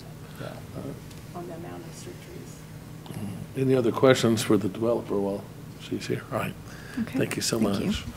All right, commissioners, I'll turn the meeting back over. If anybody wants to make a motion, and I'm looking to my left right now. Your Okay. motion where your mouth is? All right, yes. So I, No. I'm sorry, I was unclear. It was all That is- three. that Give is them all all three. three. They their choose choice. which they It's their want. choice. Do you, okay, before he makes a motion, can I just insert one other? The one of those options was to have a windowless wall. And it is in between units, it wouldn't be facing the street, but in terms of, you know, zoning, looking for human-scaled buildings, that would be my least favorite of those three options, to have big windowless walls, so you only have windows to the front and the back of the units. Well, and that is kind of the court, that is the courtyard for the adjacent, so that's typically. A lot of times you do see that in those kind of zero lot line developments, that's kind of what we're looking One at. side would be open and the other one would be. Right, you know, there's a privacy, you know, where people's windows looking onto your neighbor's courtyard is usually a. All right. No. When you're 5 feet from the neighbor, there's limited privacy. But, Right. okay. I'll wait it. You're okay.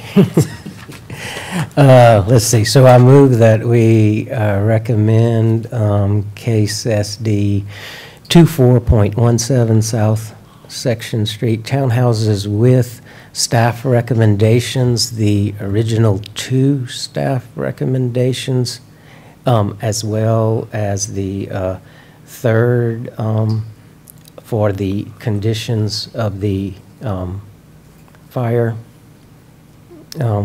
as noted in this additional, those 3, and an additional recommendation on the meandering of the sidewalk to avoid the existing live oak, and a review of the placement and variety of the required street trees with the city horticulturist. All right, I have yes, Chris, do you have anything to add? I think just to clarify, one of the additional conditions is you revising it, condition number 1 about the fire protection. So currently you okay. have 2 that are talking about fire protection. I think your intent was, correct me if I'm wrong, but to amend number 1 consistent with what staff read, the options of the fire protection. Right, yes, sorry. Yeah. Okay.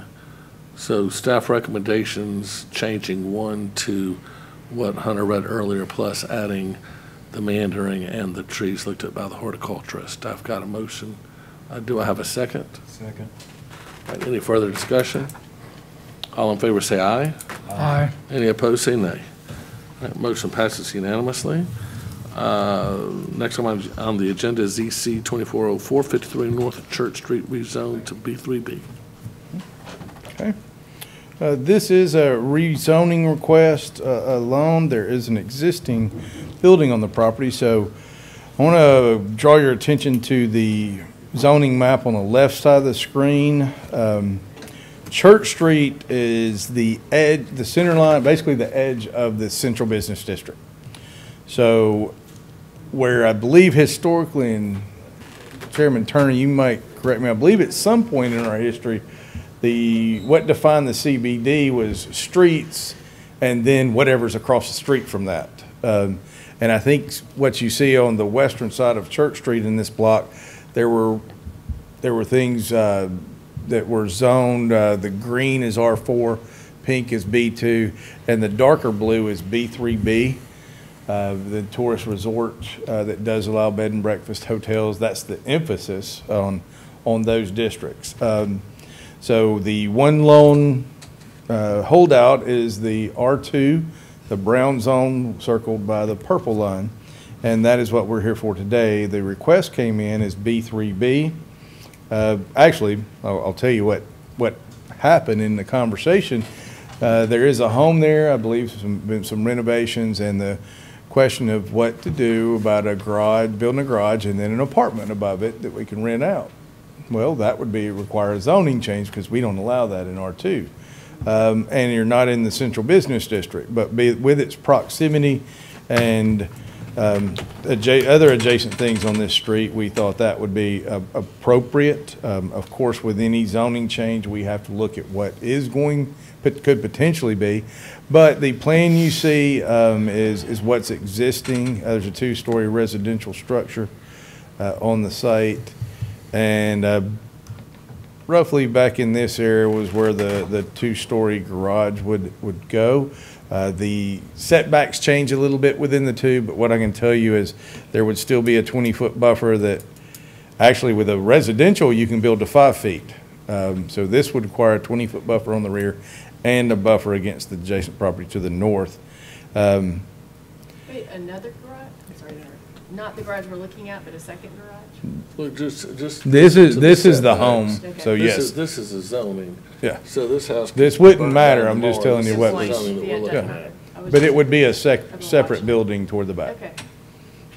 Okay. The uses within B3B are listed there. We spelled those out because I think that at council especially got into, just to keep things moving, we got into a lot of the conversation at the last rezoning case at council and was determined if it was, one thing was tweaked, we had to go back out for rezoning. So we've really taken a look at the uses allowed and are recommending some I don't think is being proposed. I mean, certainly a marina is not applicable here unless we have some major civil projects. Now, I do want to point out one thing, because while these are uses, the B3B allows certain buildings, and then we also have this term called short-term rentals where they are allowed. You can use the property as short-term rentals, but current use on this property is a single-family residential home Anything else that would happen would have to follow the right approvals. Where that comes into some nuances is, if there's 6 bedrooms in this home, that doesn't mean it's a 6-bedroom Airbnb. That turns into a bed and breakfast hotel that has to have approval through the Board of Adjustment. So this would be a single-family home, and then if they are allowed, based on the accessory dwelling unit that is allowed in B3B to build a garage in the unit above, that would be allowed. We'll review that at staff level. Anything greater would have to come back for approvals and accommodate the things, and that's, again, coming back to parking sometime. Church Street does not have on-street parking. So if this turned into a 6-bedroom Airbnb, then with 8 cars, they're going to need to handle that on site, and we'll review that through the Board of Adjustment. So with that said, we do have some limits of uses there. We're proposing at staff, this moves on, this is a recommendation to the City Council.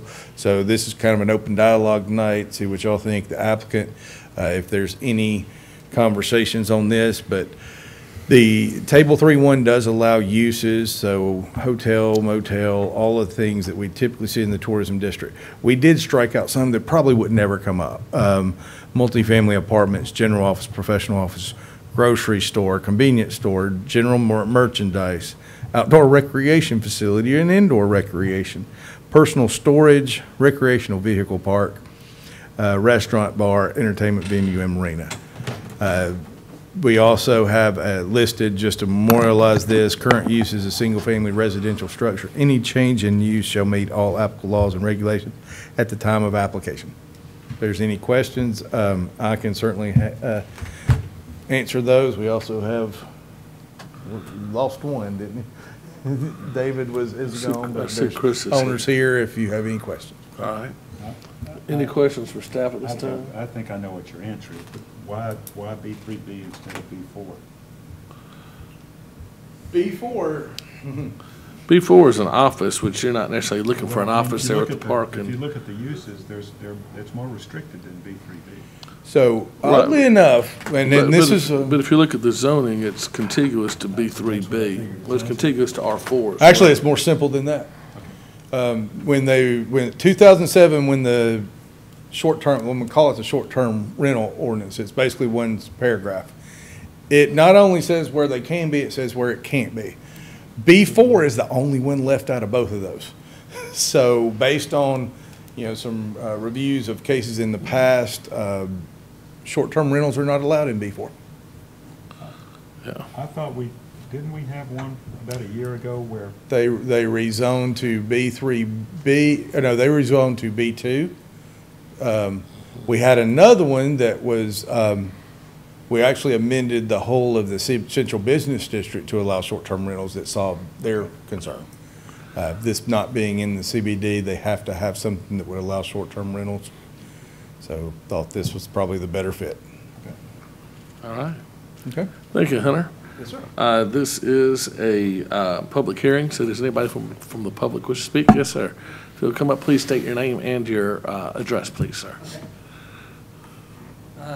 Tim McGuire, I live at 103 North Church. Okay.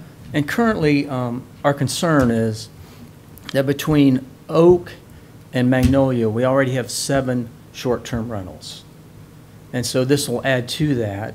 And our concern is also the parking on the street, because the one on the corner this weekend had 8 vehicles there and 3 or 4 more on the street, and it's affecting the flow of traffic.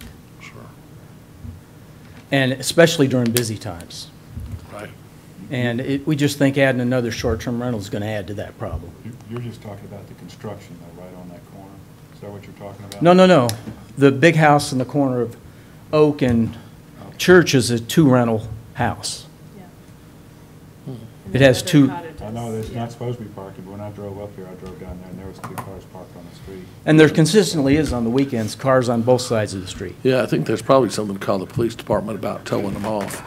As Hunter mentioned on this, there should not be cars in the street. And as far as this goes, if this is approved to be B3B, they would have to come back for you know, getting another approval from the Board of Adjustments as far as utilizing a, you know, garage for a garage apartment. It would So, only be a single family, like, it. well, whatever that would be up for the Board of Adjustments to decide what that Well, would and be.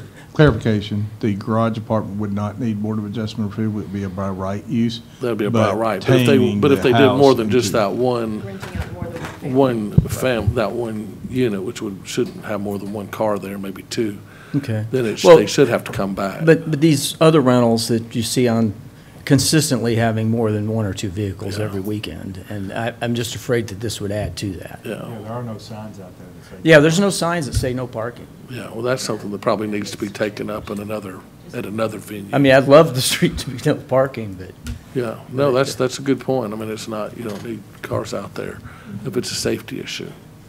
that's all. Thank you, sir. Thank you. All right. Yes, ma'am.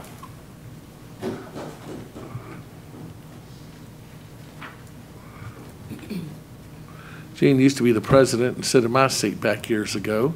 Feels different right here. Feel like I'm under a hot lamp. No, I'm Jean Wilson. My address is 33507F, US Highway 31, Spanish Fort. My husband and I own property at 104 North Church Street. Has two little cottages on it that have been there probably since the 50s, I would think. And we bought them in 2008 or 9. The evolution of what's going on Church Street since we've owned has really not been a blessing. I don't think. The buying up of the, and just turning them into the Airbnbs is horrible. Our little houses are short-term and we're B1. We normally have rentals in there from anywhere from 3 to 6 months, sometime a little longer. Now we got an Airbnb on one side and the other. Each of them have a pool. So the one that Bill Dana owned, remember? He's got 2 pools on there. One for the front house, one for the back. The back pool is right on the lot line, right next to our little tiny cottage on the back. So you got people coming and going all the time, every few days, in and out, cars, up late, swimming, screaming. That's what's going to happen on this one, I guarantee you, because I believe it's the same people. No doubt the idea for the big house is to have a big B&B, because why not be R4 like the ones to the north? If all you want is a little short-term rental that you want your little garage, it's not going to be that. This is the first step. And you've got the other ones, the big houses, people coming and going. I don't live there, thank God. I wouldn't want to now, but whoever's left living there after they keep going this way, and some people are living in their properties even though they're zoned that they, you know, could rent them out for short term. I mean, it's not really, Airbnbs aren't conducive for residential living because people don't have any investment in their neighborhood, even like a tenant normally would have a little investment in knowing people. These people are just coming in for a few days and then they're out. And to me, to add another one, and then why can't the people on Summit, why can't some of them sell out?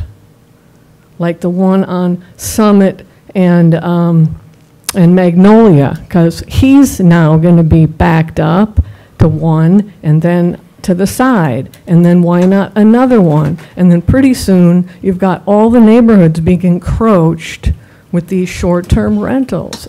It just seems to me it should take a little thought before just saying this is a good thing and it could be conducive, and it really isn't that intrusive. They are intrusive. They're very intrusive. The short-term rentals, they park anywhere they want to park and they do anything they want to do. And it probably should go higher up even with the city council to think about where these things should be placed in the city. Because people who live full-time, it's not great to live next to those, no matter how nice the house ends up looking. So I oppose it for this one for those reasons. All right, thank you, Jane. Yes, sir. Yes, sir, come in.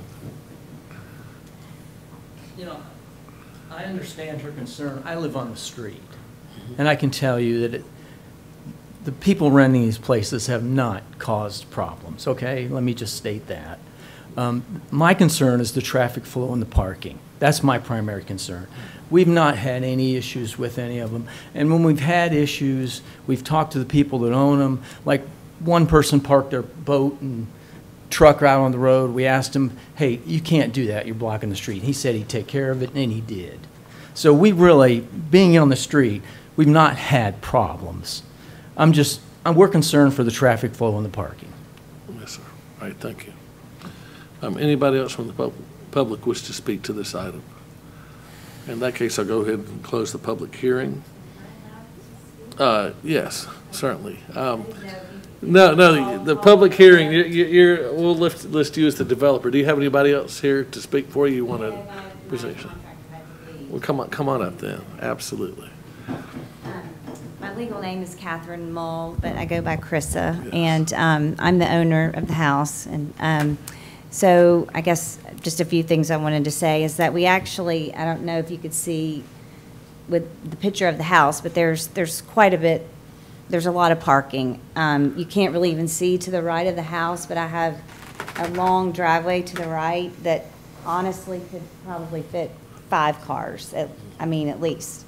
You can imagine all the people and friends that I get asked, can I park there for arts and crafts or the lighting of the trees or such. So I'm the owner. I'd be very particular, obviously, who would rent the property. And I know that not necessarily the people we bought from, but the people prior, of course, I know the laws and rules have changed, that it was zoned. And then I guess it got rezoned, and yes, it is all around us. And my experience has been positive. I do understand the concern. However, I also speak from Airbnb because I have my oldest is in college, and I don't know about everyone else, but when you travel right now, it's so expensive to get a hotel room.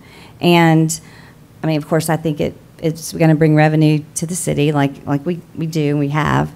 But I know that I'm constantly looking up when I travel, because for whether it's a football game or whatever's going on in a very popular city or part of the country, an Airbnb a lot of times is the better way economically for me to go. And they're nice, and I read the reviews, and I'm being on both sides, look at it both ways. So I just wanted to speak for that. In my experience, I've met several people walking up and down that are visiting, and I appreciate what you said. Yeah, normally I would just knock on the door, as I would want someone to do for me, knock on my door and just say, we have concern, because this is my primary residence. So, Chris, we just make a recommendation to the city council, since this is an ordinance, and ultimately they make the decision. And when we make a recommendation, we're supposed to make it based on the comprehensive plan, right? Which is kind of like the Bible. You can interpret a lot of different things, right, different ways based on what you look at. But, Hunter knows that I'm one of the very pro short-term rentals and different types of apartments. He and I have argued on that. I think the whole central business district area, not on the ground floor, and the fruits and nuts should all be that way. One of the number one things in the comprehensive plan is to protect and promote the central business district, which is what everybody says makes Fairhope Fairhope. Mm-hmm. And to me, having Airbnbs where they make sense and have the proper parking so people aren't parked on the street and causing dangerous situations really makes a lot of sense. People come in, and I know that when I go visit my daughter and stay in one in Los Angeles, we go shopping and eat out at restaurants, and help their coffers a good bit, as long as they're done properly and in a safe area. And I've always enjoyed meeting people from other areas traveling here. It's been kind of nice to see those tourists. Right. But so you're just planning on renting that one unit at this point, mm-hmm. not that? Yes. And just it would remain your primary residence? Oh, yes. We have, David, we drew up I don't know if that was presented or not. This is a zoning, and the thing, and that, thing, Right. Chris, where I always try to tell people is, Sure. you know, we get all these pictures on zonings, and then all of a sudden the building's taken down. Right. And, you know, the zoning goes on forever, you know, so I try not to get too much into, you know, Right, this is and what the building me will look living like. there, you know, like I said, I would, you know, you do the best you can, but I would be managing it and very protective and. If they're loud, they're gonna be bothering you. Excuse me? I said, if they're loud, they're going to be bothering you. Oh, yeah, I'm gonna be first. the one that they'll be parking on my property and, yeah, I mean, I'll be right on site, my husband and I, so, so anyway, I see where people have the concern, but I've also lived it. I grew up, this is my hometown. I've grown up here and I've moved back and we all know the pros and cons and all that stuff. But as far as the growth and getting crowded, I totally understand and respect that because this is where I grew up. But I also know how many people love and appreciate and want to travel and come to visit, and I know how much money they're willing to spend and keep it thriving and we want to keep it nice. So I'm on that side of it as well. So thank you. Any further questions for the developer at this time? All right, thank you so much. All right, commissioners, any further questions for staff or anybody? If not, I'll accept a motion. Quick point. You say one of the uses not allowed is multifamily slash apartment. That means you're disallowing apartments, and that's one of the things that she wants to put there. No, I'm sorry, multifamily. Multifamily slash apartment. Well, and that is defined in the use table as more than, was it three? Three units in one building. So that's not what's being proposed. Well, when you say slash, that means either or. So you're disallowing multifamily, and you're also disallowing apartment, is what I'm saying. I understand the dwelling categories within the use table, table 3.1, list a single-family residential, a two-family, and then townhomes and multifamily, and it lists it that way. So I'm just calling out exactly what's in that table 1, not reinterpreting. I understand what you're saying from a Gotcha. grammar and standpoint, but I'm just calling out a line in the table 3.1. Good. That's probably a colloquial. Okay. People understand apartments to mean multifamily. Exactly. All right, thank you. All right, any other questions? If not, I'll entertain a motion. I was trying to get to the number of it. ZC 2405, oh no, ZC, 2404, ZC 2404. I move that we recommend for approval to council ZC 2404 with staff conditions. I have a motion to recommend approval to city council with staff conditions. Do I have a second? Second. Any further? No parking signs. Yeah, any further discussion? That's actually a good question we'll bring up at the council meeting, if that's warranted. Yeah, that's a dumb question. All right, all in favor say aye. Aye. Any opposed say nay. Recommendation passes unanimously. Last item on the agenda is ZC 2405, Rockwell Place. Okay. So this is tied to something we're familiar with. We've seen different projects here. There is an outstanding MOP that and subdivision to create. There was a preliminary plat that is awaiting some conditions to final that created 2 lots. There's a follow-up MOP that remained in the county with apartments. And sorry for, as I'm referencing on the map, that is here. And Rebecca, to your point, this is when we looked at the Encounter project earlier. You see that dirt line, that's roughly where we were looking at, where 2 projects looked kind of the same based on that aerial, but this is the distinction. However, what we're looking at tonight, there's some agreements in the way the county approved this, and frankly, there was a lot of moving parts with the jurisdictional changes, everything else. I don't think we certainly didn't hide anything from the very first intent. when we saw this project, it was the intent to ask for a rezoning case of this frontage, and I think we've mentioned that every step of the way. Because of that agreement in some of the counties, it went when we call straight annexation. Instead of a conditional annexation, that went straight to the city council as goes as R1. So what we're now here for is the actual rezoning request to rezone this acreage to B2. You know, likely be a follow-up to create out parcels for those in the future if this zoning case is approved. That's a little warped, but that's the acreage. This got twisted. That's the plat, so it is platted. There is an agreement between the county and the city and the developer about paving the road and the ALDOT permits and signals and all kind of nuances. So what we're looking at now is just that follow-up rezoning request.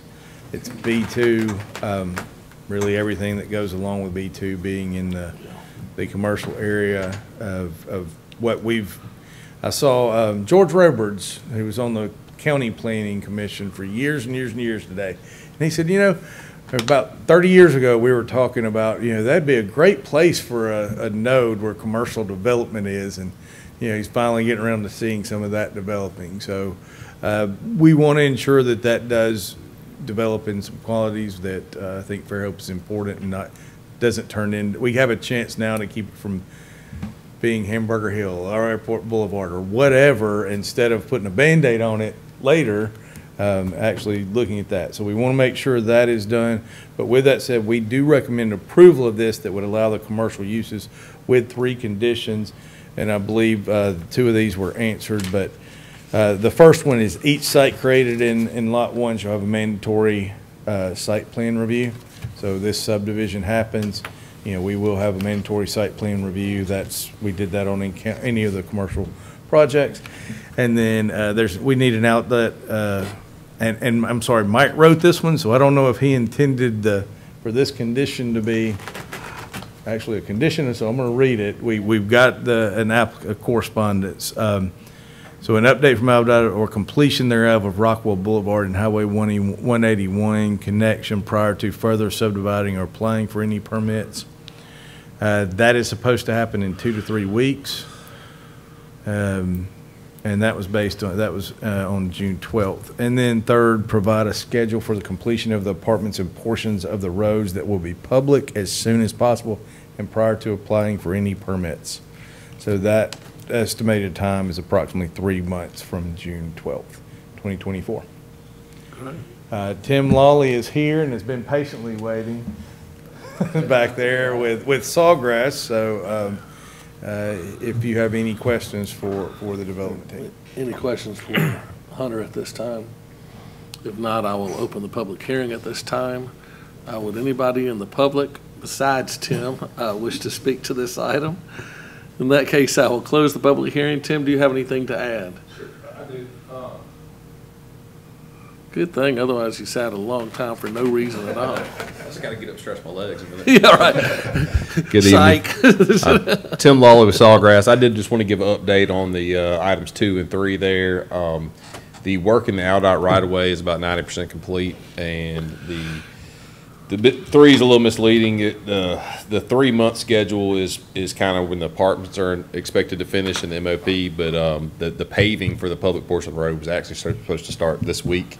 With the rain, they're a little behind, but if I had to guess, it'll probably be done the next 2 weeks. So we'll have the road paved, and then we do intend to follow this up with a subdivision application this month for the September Planning Commission meeting. All right, thank you, Tim. Any questions for Tim while he's up here? All right, thank you, Tim. All right, thank you. I'll go ahead and the public hearing is closed. Commissioners, I'll entertain a motion if you don't have any further questions for staff or the developer. I move we recommend the City Council approval of DC 24.05 subject to staff recommendations. Do I have a second? Second. Any further?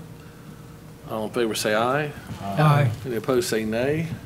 And that concludes the portion of our meeting, except we do have a confidential session, which I do not for those of you in the audience, we'll do no business afterwards. If y'all feel like going home, there's no reason not to, because we're just going to close the meeting when we get back.